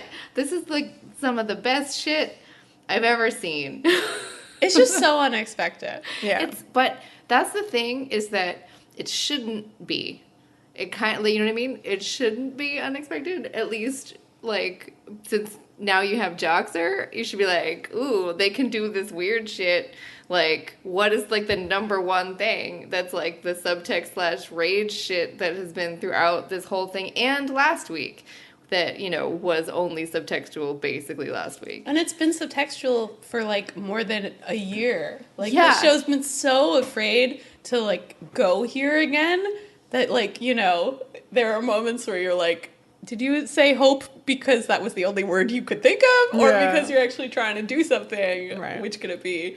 Like, I just got to a point when I first saw season 5 where I just did not think they could ever go there again. Because I saw how afraid they were to go there again. Yeah. And then not just to go there, but to, like, go there 100% in the middle of this episode is just, oh my God, it's unreal. It was shocking and amazing and perfect. So amazing. It is. It's absolutely what should be going through the character's head. And if you're waging psychological warfare against her, of course this is what would appear. Like, it's absolutely in character and perfect. And I lost my mind when I first saw this. You totally did. It was the best thing. It was one of my favorite memories of watching the show for the first time, because I think you jumped 10 feet off the couch and started screaming, "Go show!" Because it's such a great thing for the show to do right now. Yeah, it's beautiful character continuity at just the moment you really need it. And it's so satisfying that they did it. And especially because you're already getting these family affair vibes from the setting.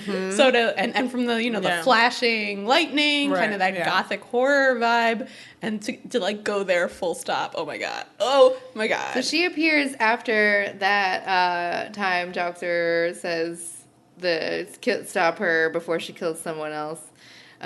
You hear, "Good point. Good point." And the camera just like, "Furp." And I should note that Electo, when you hear "good point," is just like starts nodding. Like, yeah, we're doing this.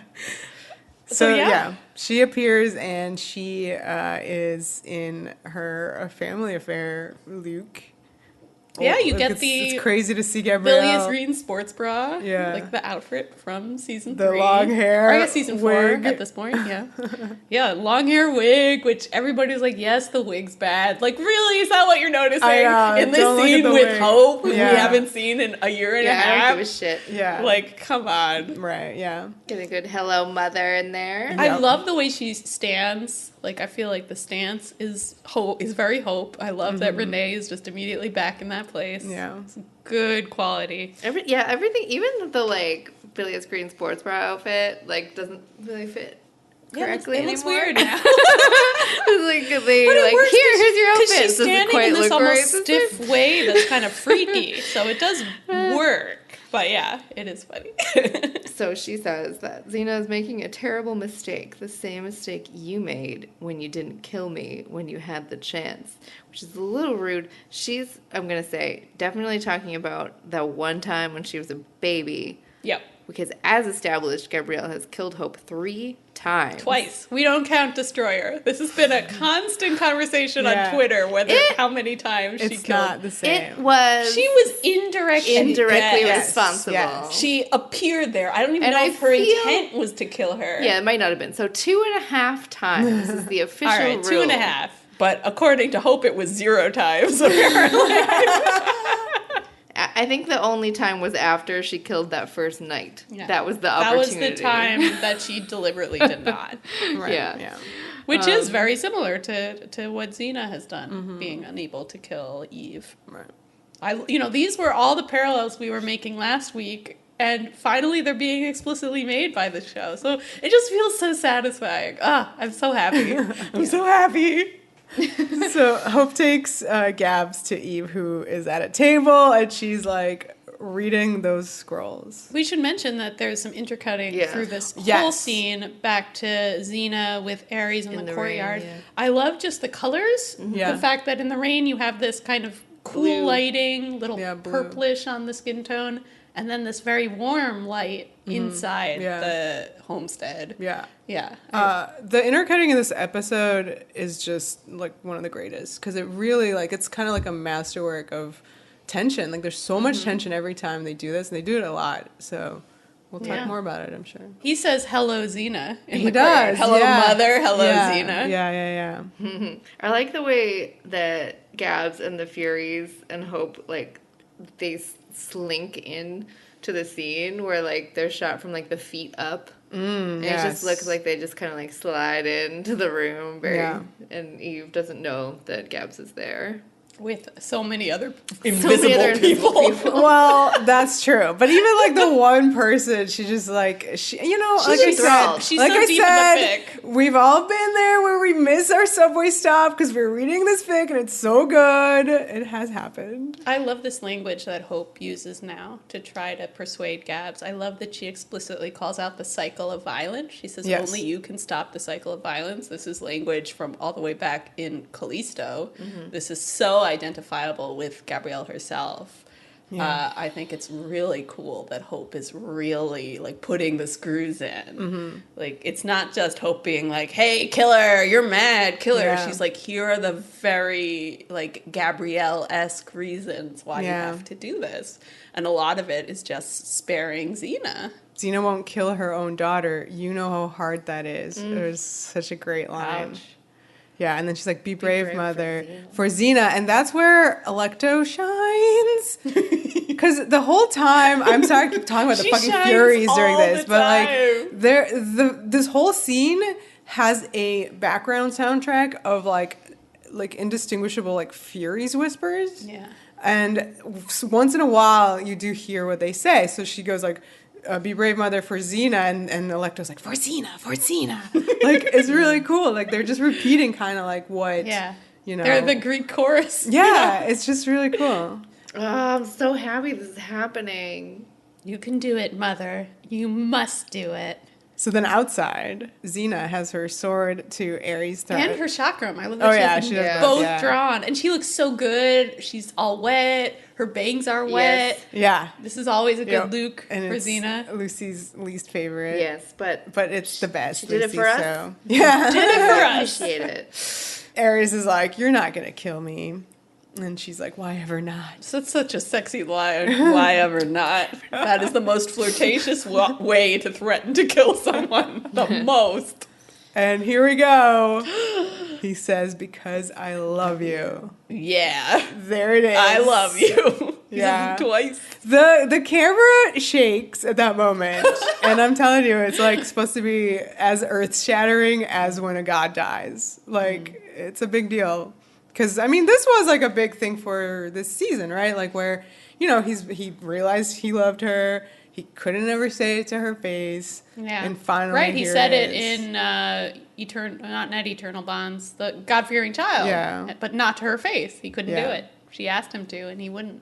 She makes an amazing reaction. Oh, God, it's so good. To that. Like, it's hard to even describe. She's just confusion. She doesn't. You feel like bafflement. Her voice is gone. Like she can't say anything. Have a reaction to that, and then we are thrown back in with Hope. And Gabs, and, like, I love how Hope is on the other side of the table. Yeah, she positions herself between Gabs and Eve. So she's on the other side of Eve. Yeah, so Gabs would always see her, like, in her line of sight. Yeah, it's very clever. Looking at, like, here are two children, right? Yeah, I'll just kill all of them. Totally fine.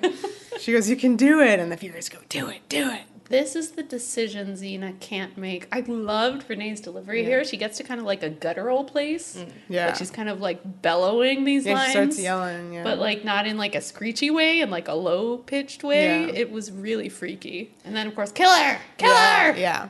And that's when Xena outside figures out that Ares is just a distraction. Yeah, but he's using real shit. How do you guys think she figures it out? She just does. Wasn't there a line where, like, how does she do anything? Yeah, she just does. And it's true. I mean, why is he confessing his love at this moment in the rain? You know, what's up? Because why the fuck not? I think for Xena, she's always thinking these questions. Like, I don't know. Why? What's behind this person? She's going around killing the gods. It makes sense. He wanted to say it to her conscious face, not like how when he said it to her unconscious face. Well, we're certainly grateful she does. Yeah, we are grateful. Because she runs back into that tavern. And she sees quite a tableau. Slow-mo Rick in full King of Slow-mo mode. We've never seen this version. Well, it was done in post. Oh, you think? It was like a post. I guess, so you're right. It was sort of very, grainy. like, yeah. Stuttery. Yeah. Yeah. But it's great. We still count it as King Slow-mo stuff. Yeah. I mean, this is like a lot of props to editor Rob Field here because, I already mentioned the intercutting and with the exception of what he does to the chakram here. We're going to talk. Rob Yeah. Field is one of the people in the hot seat, Yeah. as we will soon find out. So, yeah, describe the tableau. I mean, can we talk for, like, right before Xena comes in, the wide shot, which was just, like, a religious painting? Yeah, I, like, paused the show and took a photo on my phone because it was so beautiful. Put it on social media? I guess so. Like, I could you should do, like, you should do the app that makes it a painting. And then you can put it. That's a good idea. The image, it was, like, Hope, like, from the back.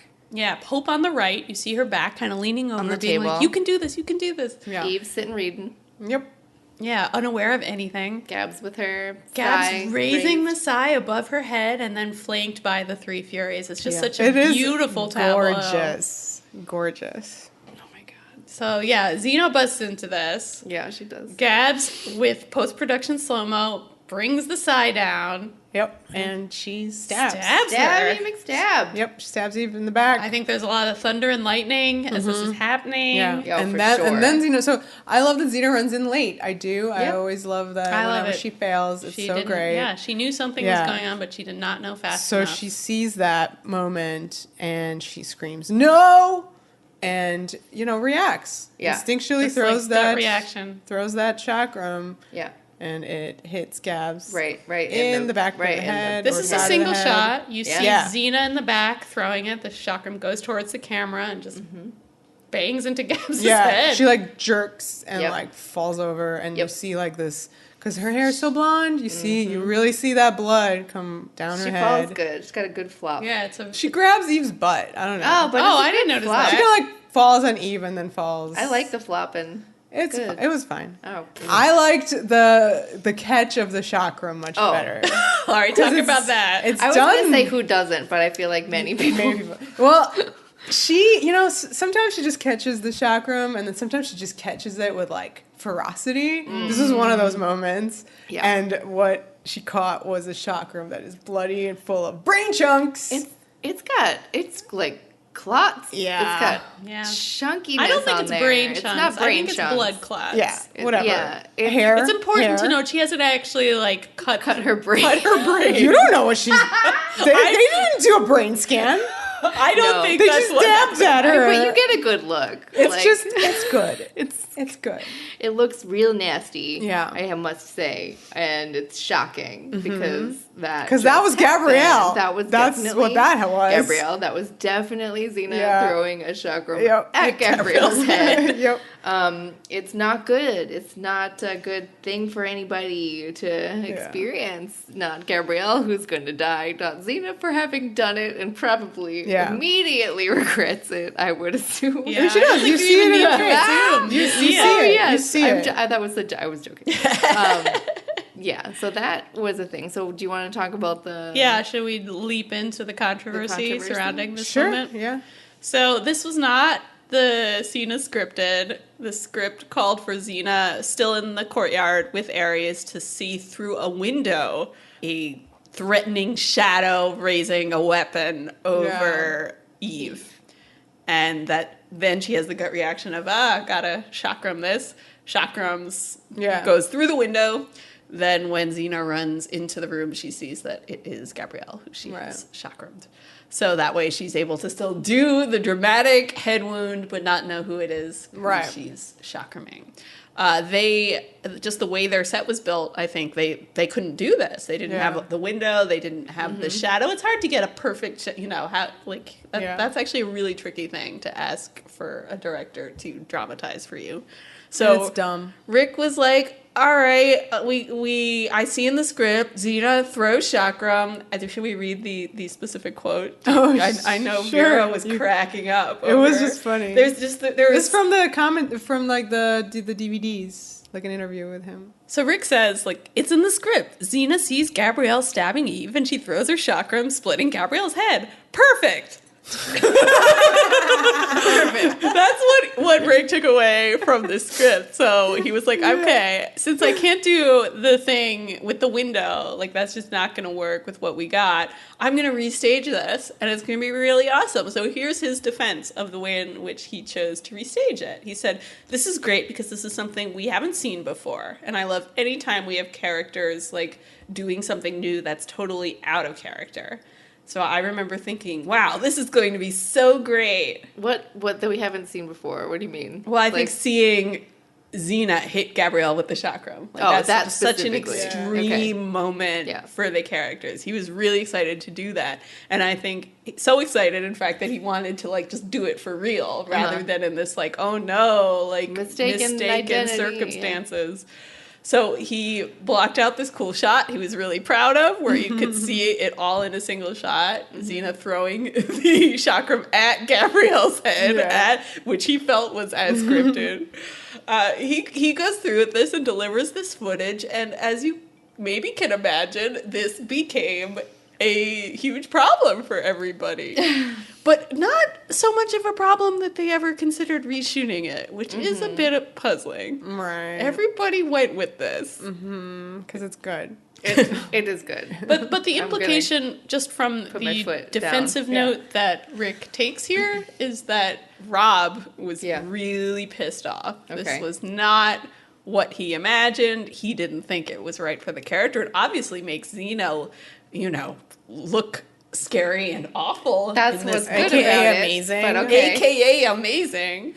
And there's just a lot of wrangling about whether it's, what was going through her head as she did it. But of course, I love back in the Rift, those are the best moments when you're not quite sure what a character is thinking. We talked about that a lot, like when Gabrielle seems about to commit suicide and then sees Xena standing there looking at her, and both those performances had a certain ambiguity that was really moving. I love this moment too, because I'm not sure what Xena's thinking, but this happened, she's not able to stop it, and in a fit of just impotent rage, she throws that chakram. Yeah.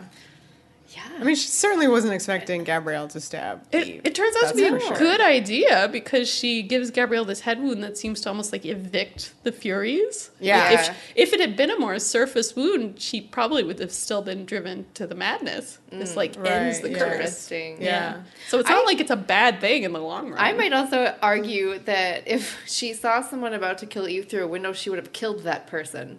Literally, and I know that she does give Gabrielle a wound that is gonna kill her, but I feel like if that wouldn't have been like a head graze that listed what she would have just been like, fuck whoever that is, boom, through the window. I don't know. It would have been cheating, I think, in a way. I like that Rick was given the cheating situation and just went for it. Was I don't want cheating. Right. I want to do it for real. Drama. Always go full drama. And I know that it's very violent, and I see that there would be problems that people would have, perhaps. Oh my God, it's so good. But I just think that her just having a brain explosion that just makes her throw this thing in this violent moment is just so intense. And also, how many episodes trying to get people to stop killing Eve or protect her? That's just her number one instinct. Athena's plan is so good, and it worked. But also, I feel there's she would also wants to stop her from doing it again. And if that's the case, then you could argue maybe there was a different way that she could have done it. Stop from doing it. So, stop her from stabbing Eve again. Well, why would she? I don't know. She didn't know that there were Furies yet. She I don't know. She knew what the fuck was happening. Yeah, she really does. Runs into the house and sees fucking Gabrielle and just stab her daughter. Blam. And then it's blam, blam. And it's whoa. Yeah. all this stuff. It was just a reaction. A warrior. She has a warrior's instinct. Yeah, you see that. That's like what you do. They've been trained for this, like for these, especially these last few whatever episodes and however many days they've been living this. Like all she's been doing is nonstop protecting Eve and thinking everyone's trying to kill Eve. So like it's just an instinctual reaction. Talk about the chakram though. It's gross. Rob Field's added chakram. Oh yeah, so everybody is clearly like wringing their hands, being like, "This is a very violent moment." It's like between the two female leads of the show. Yeah, it's bad. Like, oh no. What do you do to like kind of mitigate this so that it isn't as horrible as it appears? And someone tells Rob Field that the best thing to do, maybe Rob Field, he said that he did it himself. He was like, "Oh, it's cool." He decided, because they put the chakram in with CGI. He decided to like flip it. Yeah, it's supposed to be vertical and he makes it horizontal? No, opposite. Opposite. It's supposed to be horizontal. He makes it vertical, thinking that'll somehow make it look like Xena's trying, like, not to do a killing blow. Right. And it actually looks worse. I think it looks worse. Because then it kind of connects with more of her head. Oh, shit. to be fair. Oh. Yeah. Well, this sucks. This sucks for everybody. I feel very bad. It was a mistake. And but I don't know. I think it's very bad. Amazing. I think in this fight, I'm Team Rick. I'm Team Rick too. I kind of wish that I didn't know how like stupid they wanted to make it be originally. Like only somebody had like the gumption to make it legit. To just do it. Full drama, man. I mean, if anything, like my only frustration is this is such an amazing piece of character drama. You wish it hadn't been. Not exactly an accident, but just one man's idea versus like a team effort, because then they would have really addressed it more. Mm-hmm. Like I think because it really was just something Rick decided to do, you don't get kind of the writing staff on board with it. You don't get it as part of the plot and part of the character's history together. There isn't all... I don't remember Coming Home all that well, but soon I'll remember it very well. Did you want it at the end? I don't think it's addressed all that much. With the spider? She's like, spider. And then she's like, P.S. I'm sorry, I almost killed you. But then again, Gabrielle stabbed her daughter. Yeah. To death. Maybe in both of their heads they're just like, well... Let's never talk about this again. Let's add this to the list of things we're never going to mention ever again. Yeah. Okay, so Xena runs over and she's like, she looks at Eve, who's kind of like flopped, and she's like, okay, we're going to put a bandage on this. Okay, hold on. You're going to be fine. And then she goes to Gabs, and this is where you see like the big old like regret face. Oh, man. She reacts so good. Oh, man, I love it. Oh, she just like, I love when she like chokes out the word Gabrielle. Oh, man. Oh, it's so great. Yeah. I think just she's totally baffled. Like, it's so confusing to her what has just happened. Right. And then like she feels both bad. the people she loves best in the world are literally suddenly dying. Yeah. And she's just like, what the fuck? Exactly. Yeah. And she like kind of maybe killed Gabs. Yeah. Because it's a big old head wound. Yeah, and when she comes back to like put the bandage on Eve, she's like, she notices that she's like super bleeding. I don't get how, but whatever. 'Cause she's stabbed in the back, but it's like so much blood on the scrolls, and that scroll is ruined. And that's really sweet and sad that it's Gabrielle's, words here in the scene. Kind of from an earlier version of her. With the blood all over it. With the blood all over it. Oh, no. And how far has this character come, I mean, Eve, like, her first thing, like, she asks how Gabs is. Yeah. But then says this slightly, I don't know, I found this line really weird about, like, you taught her well. Yeah. I was like, what are you trying to say, Eve? Well, because she, basically killed her. She stabbed me good. She did. That's but what it's just saying. a weird thing to say. It sounds like she's kind of taunting Xena. I don't know. It was weird. I don't like any of Eve's lines. I'm sorry. Okay, so... Now we're back in Olympus. There is like a really nice cutaway shot. Sure, okay. Really nice cutaway shot to Ares still in the courtyard, and you see him disappear. Yeah. Full of kind of regrets. Like there's regrets everywhere. Yeah, he looks so just kind of like he hates doing this. He's really pained by it, which of course is going to be really important later. Mm-hmm. That he was part of this thing. Did you want to say more stuff about it? I just wanted to, I don't know, maybe like cut off some stuff before we like leave this scene where like I want to like again bring up how great it is that Hope is in this scene, and that like it is really important that that is addressed in the episode, and that like people understand that, like, you know, I feel like people can be very dismissive of Gabrielle as a mother to this character, and to make these great parallels with Xena and Eve, because Hope had that, you know, much more explicitly demonic conception, and also just was always kind of played as such, where Eve is more, she also has a crazy supernatural conception, but it's like a nice one between two people that we know, but like one of whom was an angel, and before that, very bad. But like her list of like atrocities is like worse than Hope's, you know, at this point. Look, again, Hope was trying to bring about, she was trying to bring about the apocalypse, whatever. I just feel like, don't we all? I just feel like I want people, if you have like a dismissive attitude towards that, to not have it, because it's like such an important parallel. Even if you think Hope is evil and should have been killed, you have to acknowledge that the psychic damage this did to Gabrielle was huge. So huge that years later, this is still, you know, a huge scar for her. This is something that it's very hard to get past as a character, which is why, like, Xena Warrior podcast always latches on to any sort of even, like, deep subtextual mention of hope. That's why we love Married with Fish Sticks so much, is because it's about hope if you squint and are very drunk. Yeah, and to have it come up in an episode called Motherhood that is about this topic of, like, you know, it's two mothers. Eve's redemption. Yeah, motherhood feels very like a general umbrella term. And I just am so happy that this happened, and it's great. It's basically been the elephant in the room, certainly since Xena revealed her pregnancy and animal attraction. Yeah. Like, we immediately thought that, like, Gabrielle's reaction to that reveal had some feels beyond just, oh my God, that's weird. Like, I just think it needed to be addressed. It is important. She wasn't over it back in, like, Paradise Found. No. Why should she be over it now? Right. Like, it's not the sort of thing you ever get over. It's always there. And I think this was just so I'm almost just relieved they did it. Yeah. It's like you needed it. You needed it so badly. And they really did it well. Yeah.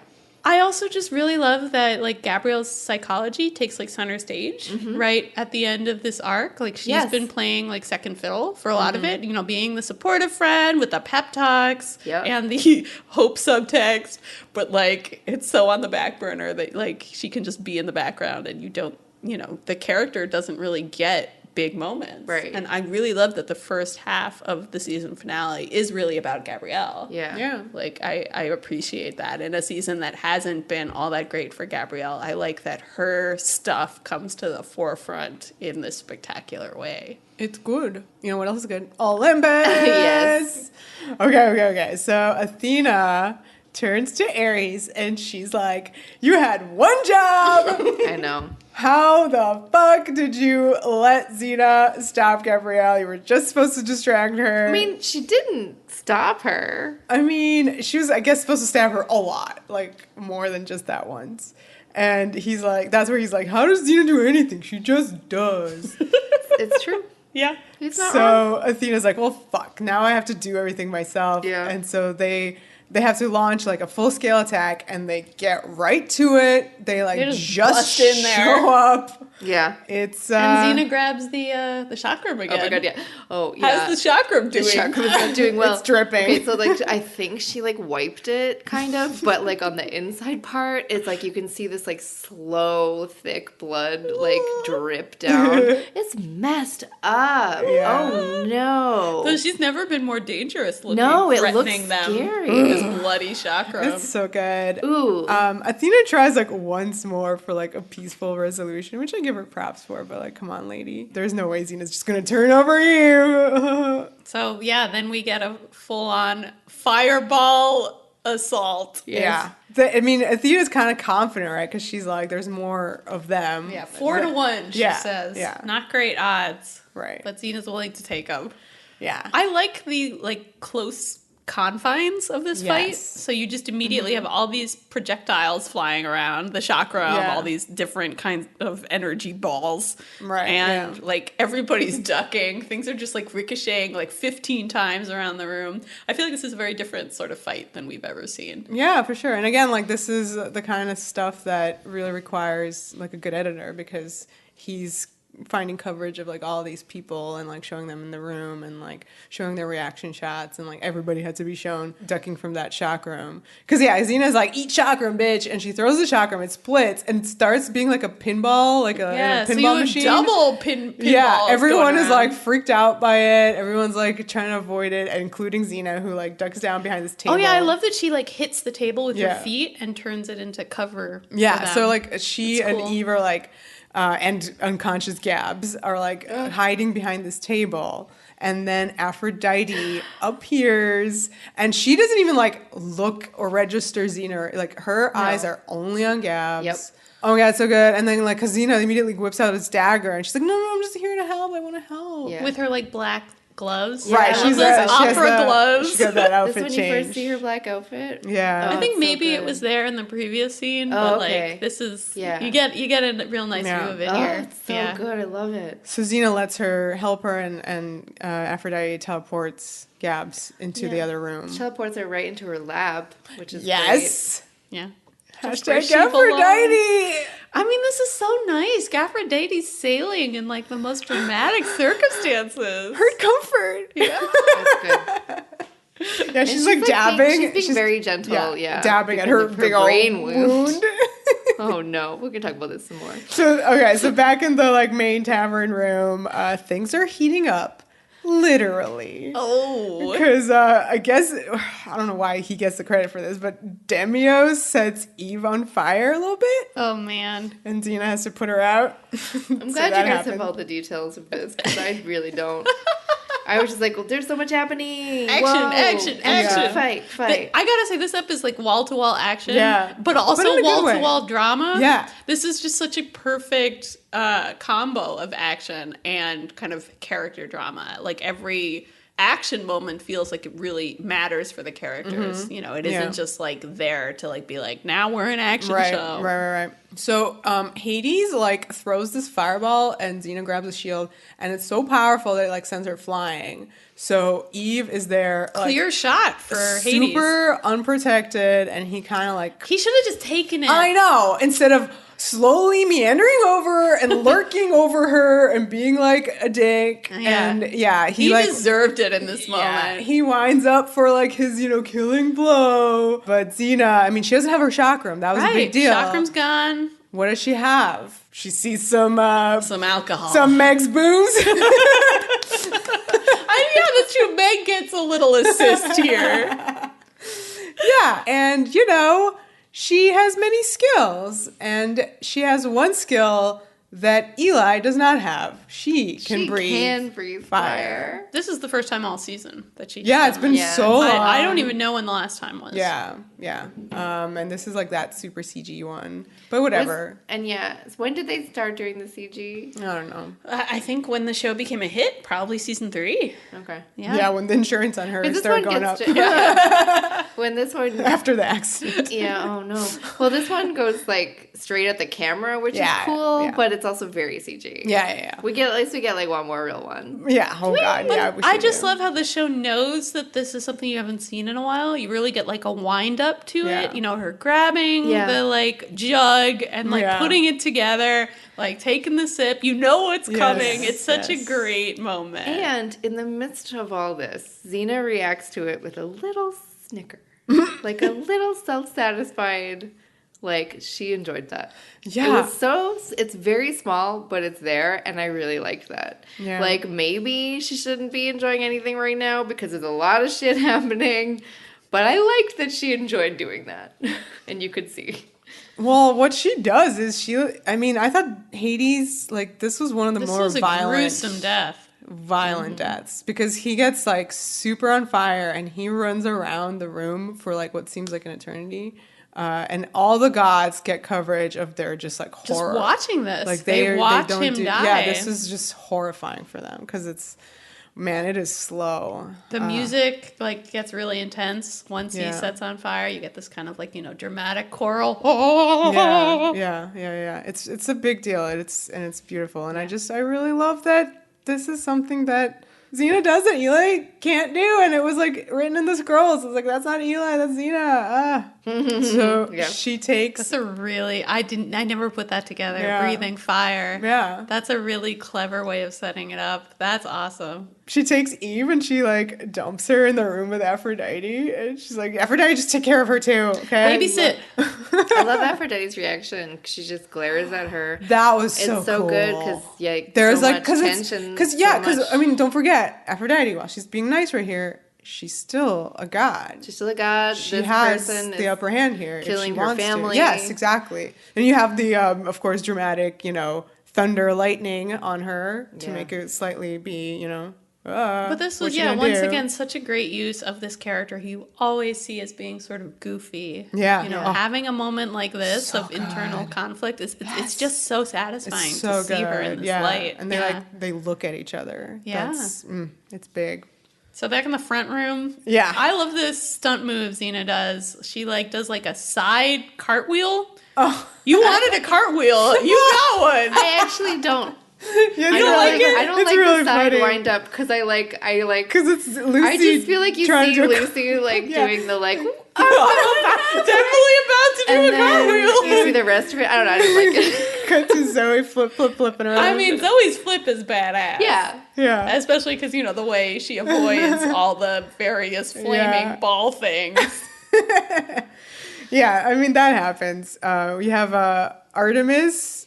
She gets cut with the chakram, but then she gets back with an arrow. Yeah. Oh, she was really what the shit. Yeah, that's never talked about. And I mean, it's not like it was just in the leather of her outfit because it makes a squelch. She pulls it out. She pulls it out and makes a squelch. I was like, oh, yeah, she's been shot, and it's just it's never brought up again. She's fine. She doesn't even seem like she's limping. No, I don't even know. She should be bleeding a lot. Seemed like it got her in the stomach. No, it was her hip. Hip area. It was a hip. Yeah, it's maybe a fleshy part. I don't know. It's squelched. It's squelched, man. Whatever. She's fine. Yeah, but this was a really I liked how Artemis her face was good here when she shot the arrow because her mouth was really open. Excited for a second. She's good. like, oh, we got her. Yeah, and then she pulls it out and she's just like, oh, never mind. Yeah, all the gods they freak out because Xena has an arrow that she's gonna throw, and it's well, I mean, it's pretty amazing because whenever Xena does anything, all the gods freak out because that could be their death. Yeah. I actually like that Artemis shoots her, but Xena throws an arrow at Athena. Yeah. And Athena has a really good, anytime some kind of advantage goes their way, she's so excited, but then she starts freaking out when it's the opposite. This starts being intercut with Ares arriving in the back room. Yep. So he arrives, he makes eye contact with Aphrodite. There's no words said in that room. It's just all eyes. Yeah, this is great. It's so good. Aphrodite sits there. She doesn't intrude anything. Yeah. And he just slowly walks over towards Eve. And Eve is just kind of oh shit. Yeah. Okay, so then back to Xena. She kills Deimos with this unfortunate cart accident. She explodes. Why is there even a cart in there? I don't know. It's indoors. I don't know what's up. Well, she explodes this barn part or something? I don't even know. She explodes the cart and it just falls on him and he's dead. Yeah, you see his hand go flop. So only the gals are left, and that's when Athena and Artemis retreat. They GTFO. Mm-hmm. So she gives Xena just enough time to run into the back room. Yeah. She sees Ares. Oh, what does she do? Throws that chakram. She throws it. Just a little arm slice. Just a little. Yeah. She throws it normal. A little slicey. I think she learned from the previous one. Yeah. Just deliberately holding back. Ares doesn't connect. He doesn't actually stab her.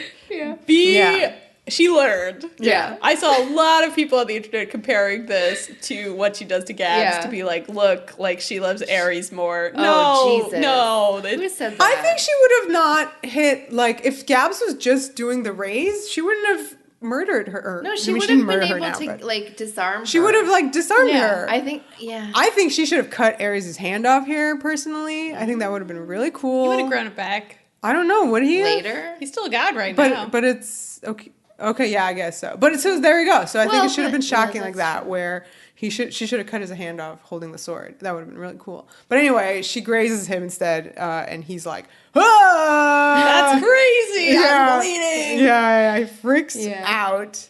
And then he leaves. And then I love that Aphrodite, like, they look at her and she's like, that's true, I didn't stop this. Yeah, I better go. She's so guilty. And she leaves too. Oh, sweet Aphrodite. Okay, this is one of my favorites. I just love the dragging. Oh, man. A new kind of dragging for Xena Warrior Princess. She just, like, drags Gabs one arm through the mud into this courtyard. I mean, she's also helping, like, and she's also helping one. Eve, who's very clearly floppy. struggling. So it's this burning house behind them. Burning house. I think the sun is just beginning to come out. There's kind of like a dawn situation, but it's still raining a lot. Yeah. It's such an amazing, tragic tableau. I love a sad so tableau. Good. It's like, I don't know. Do you think this is the opportune moment to pause in the courtyard and do like a little speech to each of them? I mean, there's never really an opportune moment to do a speech. Only in drama is that like a good idea to pause while everyone's bleeding to death to be like, I love you and I love you. Because that's what she does. She does. She goes, Gabrielle. She does a face touch, nice face touch. You're the most pure thing in my life. That's very sweet. And then she turns to Eve. No. And you're my greatest hope. You're my great hope. In an episode with hope in it. You're not allowed. That could have been so many other things. Like, often we talk about, like, hope's the only word you can use there. What are you going to do? That word did not need to be used there. No. That was an unnecessary hope reference. Oh, You're okay. my great and also hope. great hope. Yeah. Oh, man. Cross it off. Yeah. But then, I mean, her performance is so good. And how she's like, I'm not going to let either of you go. I like that. Like, literally, I'm dragging you physically around the world. Yeah. I'm not going to let you go. Like, it's just such a, like, great sort of kind of raging at the circumstances moment. This is, like, my favorite kind of Xena. The Xena who real horrible shit has happened to her. But she's, like, she's not going to back down. It's pretty wonderful. And Aphrodite shows up.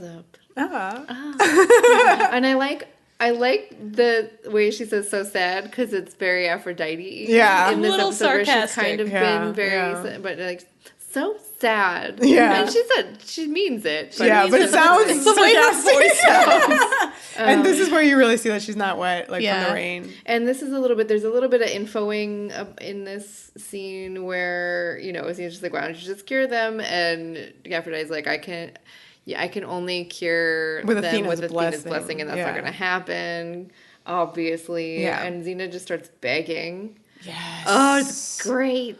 Oh, it's so good. Says Gabrielle doesn't have much time. She's so wet in the rain. Her wet, begging face. Yeah. She basically killed Gabrielle. So much begging. Oh, God, it's good. Yeah. And Aphrodite caves. She's going to take her to Olympus to make a deal with the gods. And Aphrodite's scared. She's like, why do you want to go there? You're going to kill them? And Xena's like, no. Well, yes, but... yeah. So she does. She brings them to Olympus. And I like that she first has to, like, tell him, like, where to go. She's like, they're over there in the great hall. Probably right now. The bathroom's on your left. Down the hall to the right. And so Xena tells her, you might want to take off because things could get ugly. And we have a really great little moment again with Gaphrodite moment where she leans down and touches Gab's little head and she goes, bye, little one. Goodbye, little one. So I can't. Yeah, it's great. And so, okay, when she stands up, right, you have some eye contact with Xena, and Xena says thank you. Yep, number one. She thanks the gods who help her It's in this tense moment. very good, and I have all the feels. So then Eve calls out. Eve is like, no one's been paying attention to me for a while. I'd like some attention, please. Xena's trying to drag everyone around. She got all those chains. They gotta go down the hall, find the great hall. Yeah, and so Eve goes like, Mother, and Xena like squats down. She's like, also, what is it? I feel like Hope ruined Mother for everyone. I think it's important that both of them say that here. Yeah. And what is it, Eve? What is it? Oh, she's like, nothing. I mean, I thought this was like her one great line. Yeah, this is true. This was like a legit line. This and is I good. believed it. She entirely. plays it well. She does.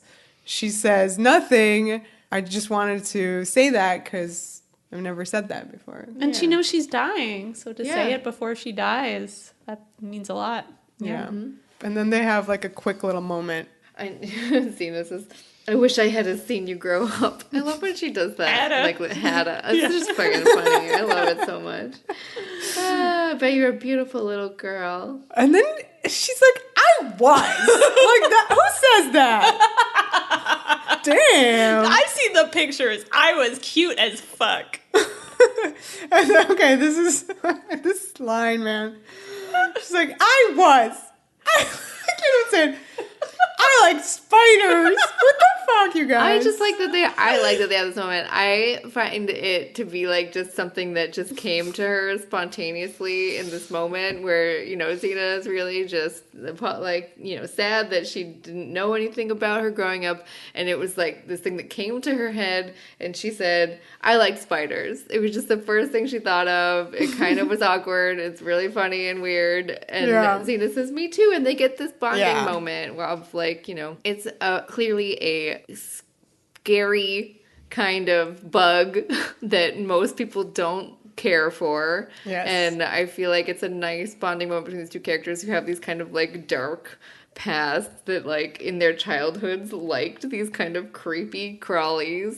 I don't know, I like it. It's random, crawlies. But I like it. Okay, then the Ares shows up and he has a new deal to propose to Xena. They're gonna make her a god, and gaps can be negotiated, but Eve definitely has to die. Yeah, okay, this is gonna go well. Well done, Ares. So she pulls like a crossbow on him. Yeah, and it's fun. This crossbow, she's wrapped in chains. Oh yeah, we didn't mention that. Oh, that look she's wrapped in so Hephaestus's chains. Yeah.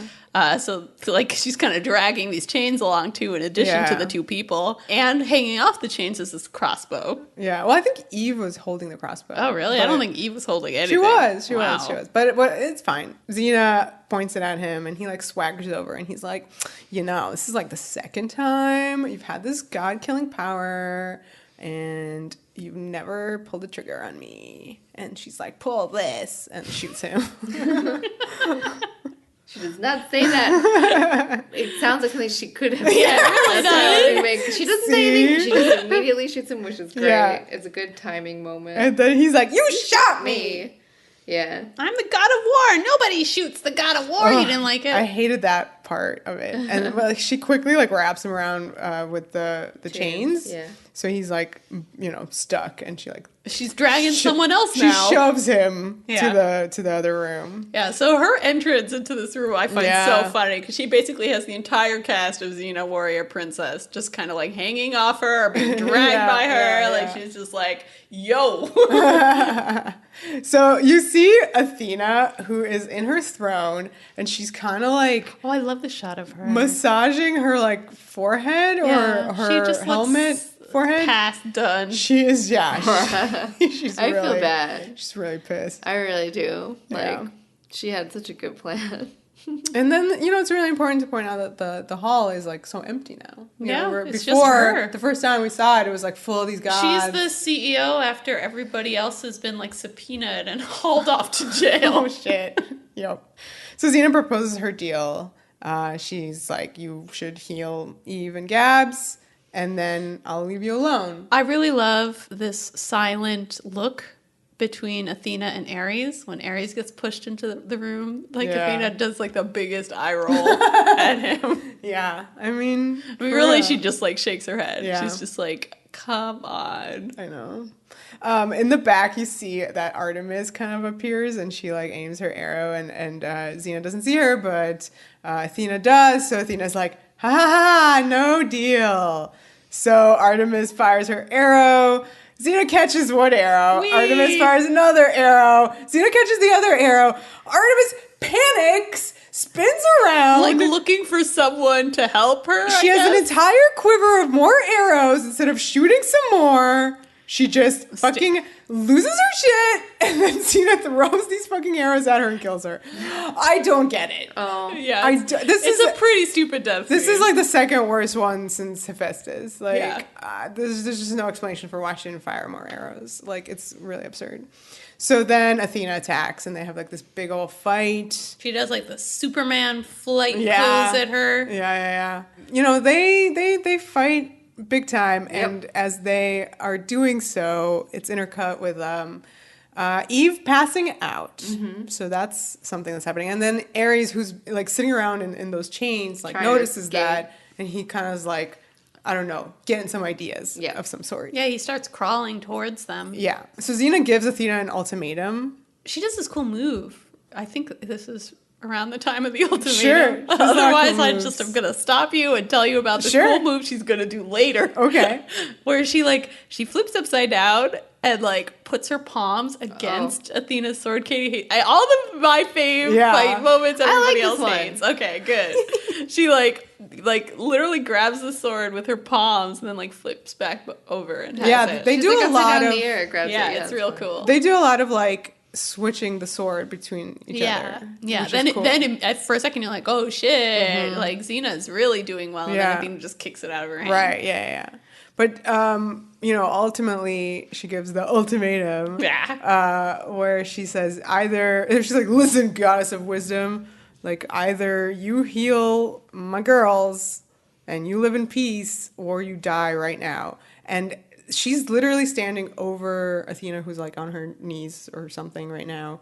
And Athena says, I will not be dictated to by a mortal, which I thought was such a great line. Yeah, what a way to go down, Athena. Like, still, like, very proud. Yeah. Lots of dignity. Yeah. So she slices Xena's leg with her dagger, but then Xena runs her through with her sword, and you're like, oh, man! Oh.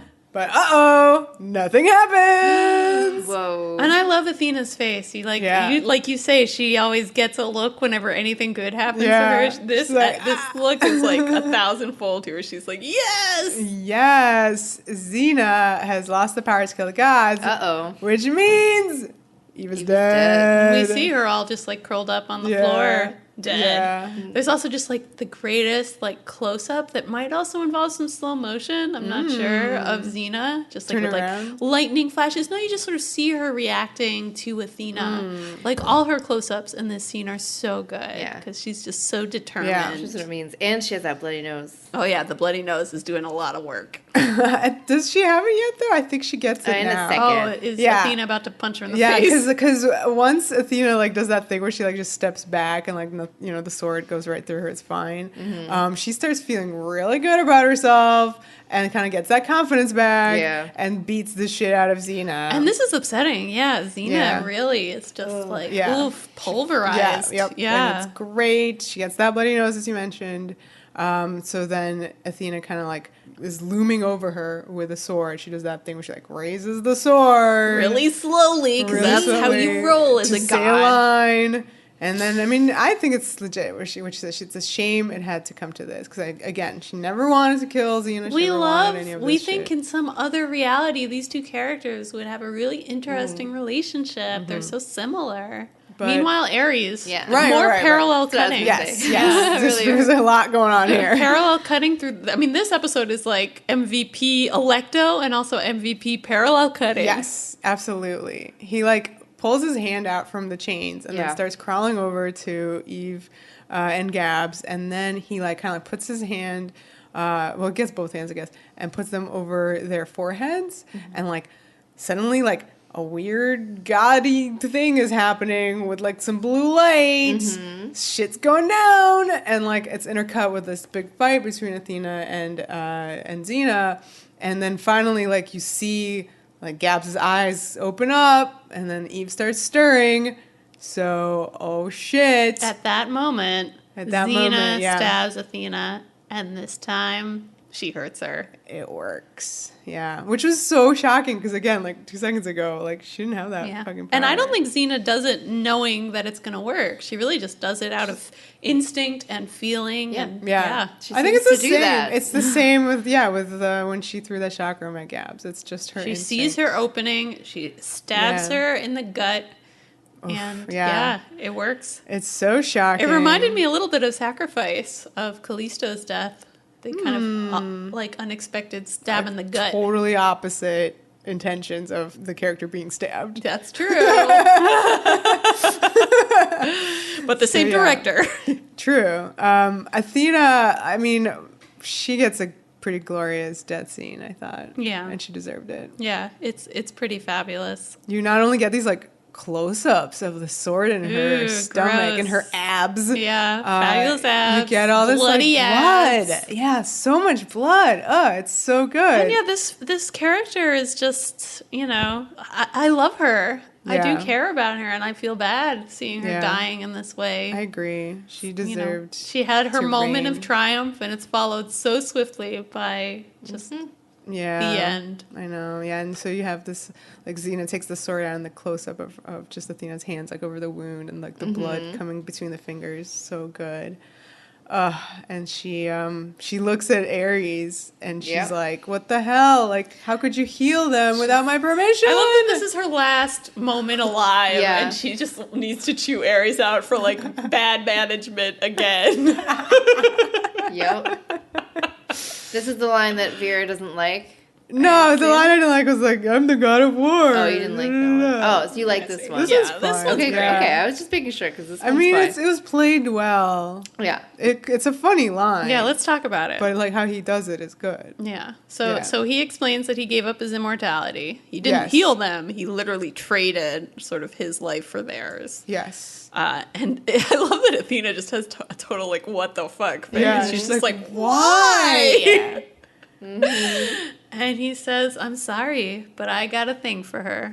I love how he undersells that. I love that he's not like, "I love this woman with all my heart" or anything. He's just, he kind of like makes fun of himself. That's what I think sells the line, is it's kind of self-deprecating. Totally. And Athena's been on his case about being obsessed with Xena through all of her appearances. So I love that here in her dying moments, he kind of uses her own language kind of to mock her as she dies.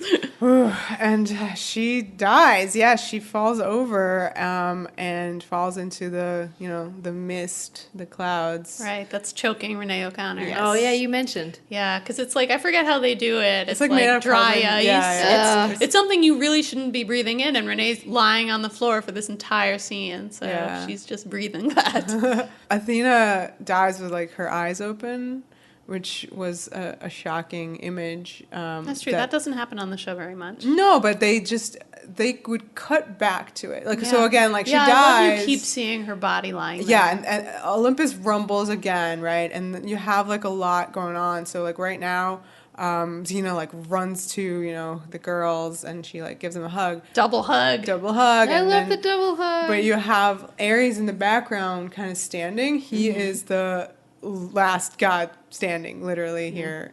I mean, Aphrodite left. Yeah, she left. One of the shots of Athena dead on the floor is his point of view. Yeah. Yes, he keeps looking at her, and he has that same sort of like realization face as after Xena brained Gabrielle, where he was like, I just did that. Yeah. Like, I've destroyed my family. Yeah. It was really good, and that seeing Athena there was really like powerful. Like you felt the weight of it. Yeah, this is no joke. And you also just begin to see this kind of raw fear on Ares' face, because he's not sure what happens to him now. Last god left with the god killer. Yeah, exactly. The Slayer. What was it? Xena, Slayer of gods. Not to be confused with Buffy the Vampire Slayer. But I think supposed to be evoking that. So yeah, the reunion is good. Yeah. Oh, Gabs, so good. like clings to Xena's arm. Yeah. Very nice.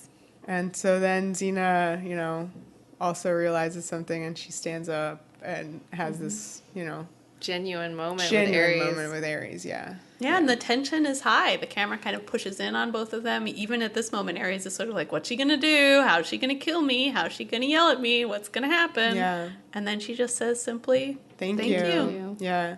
And at that moment, the lightning or whatnot kind of passes over him. Mm-hmm. So it was like, it reminded me of, what was that episode? The Crab Woman episode, right? When there was like such good lighting, that dealt with the character. Like, so he's always like in the darkness, but like at that moment where after he did such a good thing, he was in the light, but it was for a second, because then it goes back to being dark again. And Xena's eyes are so fucking blue here. So blue. It's ridiculous. He can just nod. I like that he doesn't... It's always important when Ares doesn't have the last word in a scene. And here's a great scene where he can't bear to say anything. Right. He just kind of gives this he can't. stiff nod, like, okay, yeah. cool.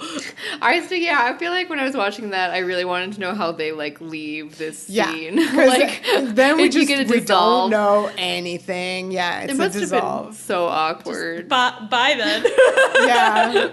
Oh, man. Yeah. How did they get out of there? We don't know. And they're just on the beach now again. Storm is over. No more lightning. Mm-hmm. It's nice. It's nice out. And we have, it's nice out. Yeah. Yeah. No, I like a good storm when everything's shitty. I like a nice sun when everything's nice again. On the beach, yeah. The grass must be really like sopping wet. Oh man, gross. but yet they're all sitting on it. Yeah.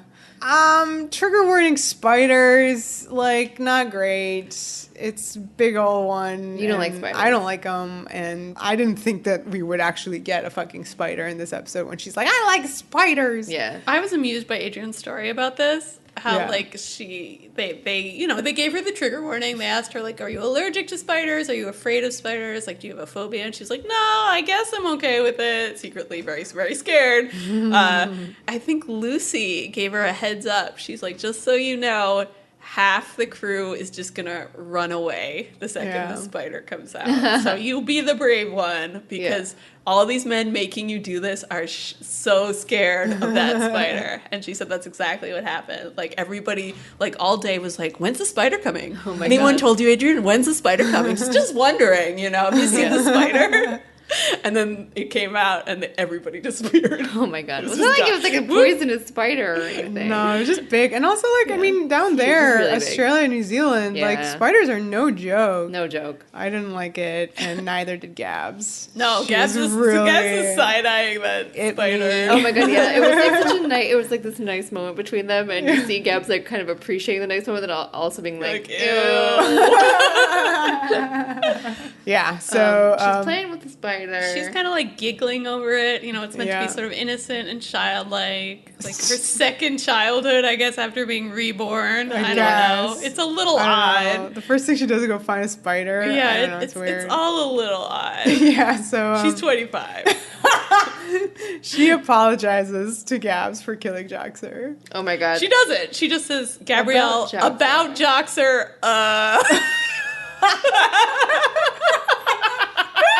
Which, to be fair, is exactly what I would say if in her shoes. For some reason, I felt like this was, like, not that it's ever, like, in the past, but something about it right now, I feel like didn't need to come up again. I don't know. Like, it just was just, like... Because then I didn't really like her being like, he's at peace. Because then it just felt like... You just went through all this shit, and then it was like, oh, hey, yeah, remember, also, again, I've been trying to apologize for killing one of your best friends again. Then she was like, he's at peace. I don't know, I just didn't really like it. This is where I'm, like, still going, like, she doesn't like Eve. I mean, she still doesn't like her. You feel like this is so... This is what led to the whole rage explosion with Hope, is that Gabrielle says things like that, like, I'm over it, it's fine, you don't have to apologize. And it's like... No, girl, you're not over it. You're really not over it. In fact, and it's like worse because now Eve also likes spiders and brings spiders everywhere. And Gabs clearly doesn't like them. Eve says thank you, which is nice. She said something nice to Eve. Thank you is a big one. Good. For this. And Gabs also gives her the arm touch. Gives her the arm touch. Sweet. Like it is meant to be nice. There's something about it that plays. It's so weird. Pat. Yeah, and this is in an episode that has been like very honest about people's emotions and the fact that there are some things that you can't apologize for. Yeah, like stop trying. That's what they said with Virgil. Yeah, and that was even maybe the point of the scene because she doesn't apologize. She cuts her off and kind of puts an end to it. Says don't talk to me about this. I don't want to hear it from you. But, like, in a nice way. Okay, so we put it that way. That makes sense to me. Because she's just like, doctor's at peace. Let's go. Let's not talk about it. Play with your fucking spider. Yeah, she takes the spider Olivia, I feel like you should be allowed to talk about the staging of the last scene. Yeah. So you get this wide shot of the sweet little tableau. They're kind of on this little hill above the beach. They have this sweet moment, and then Eve sort of smiles and, like, stands up and, like, starts walking away. She walks 5 feet away with her spider, and then is like, okay, this seems like a good spot, and, like, kneels again and continues to play with the spider. Yeah. She doesn't, like, release it. It's not like she, like, found a good spot to set it free or anything. No. She literally just walked 5 feet and then sat down again. Yep.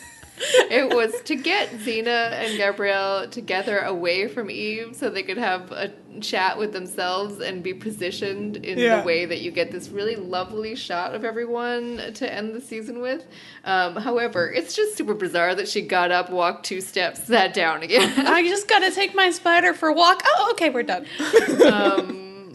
Like, Gabs and Xena could have maybe, like, shuffled away and talked privately. I don't know. It's just very funny. There were a lot of other ways of getting the staging that wouldn't have involved little shuffle. She should have been releasing the spider. That would have made sense. That's what I thought was happening. I don't know. We would have sat around talking about the symbolism. I think the spider wrangler didn't want her to actually do that. Okay. So they do that. Then there's that song that in the music cue. Oh, yeah. Xena, it's sort of the burial song or a version of it. Yeah, very, like, that's interesting crazy choice for because of the dialogue is like the opposite of that, right? Yeah, well, I mean, so many people have died this episode. The gods? Yeah. Okay. And Joxer, whose death... He's not in this episode. His death hangs over this one scene. This episode. Yeah. I don't know, I think it's... Shade of Joxer. Shade of Joxer. Shade of Hope as well. That's what she was well, I guess it was Shade of Hope. Yeah, it wasn't actually Hope. I saw fans confused and maybe hopefully speculating that it really was Hope and the Dayhawk plot was coming back. Oh my God. But alas, it really is just the inside of Gabrielle's head. Yeah. What a great place. So they say the last 2 lines... Gabs, like, puts her arm on Xena, right? And is like, looks like you got your daughter back. Yeah. Kind of an echo of the promise she made at the beginning. But Xena catches it this time and says, no, we got our daughter back. What? That, to me, is her apologizing for braiding her with the chakram. Right. And for me, the Gabrielle face and acting is like, oh, great. I don't like her. Oh, no. No, she does know. No, I don't think she likes her. She likes being part of this family. I mean, she might like that, but, like, this is not the daughter she wanted at all. She liked the baby. It's still also a weird situation. It hasn't been very much time, and they have this 25-year-old child that is now like a weird Eli in their lives. Person. It's a lot. Who likes spiders. It's a lot. It's a lot to process. I think that it should take some time. It should take some time. But this is nice. There's this moment of being like, remember, this was your family too. You wanted to be a part of this. Mm-hmm. You felt so separate and alone, and Xena kind of quietly reminding her, like, she's not alone. Yeah. And good. It's really great. So that's the last line of season 5. You get this nice crane shot of the full tableau. Mom and dad and baby and baby spider bed. And we go to the beach and fade out on season 5. Yeah. It's over. Excellent episode. Loved this one. I loved it too. I thought it was, as far as season finales of the show go, like the second best since Ides of March, for sure. Yeah, I think I agree. Because this is so much. They do weird season finales early. Yes, they do, unfortunately. Yeah, Sacrifice had, like, Seraphim. Like, it has parts that are bad. It has 5 minutes that are amazing, but other parts that are bad. But this is, like, full blast all around. Amazing. Yeah, and even the stuff that, like, isn't necessarily great, like the ridiculous deaths of certain gods. Yeah, but it was still gods being killed. It's really fun. That's huge. And killing gods is huge. It's sort of like...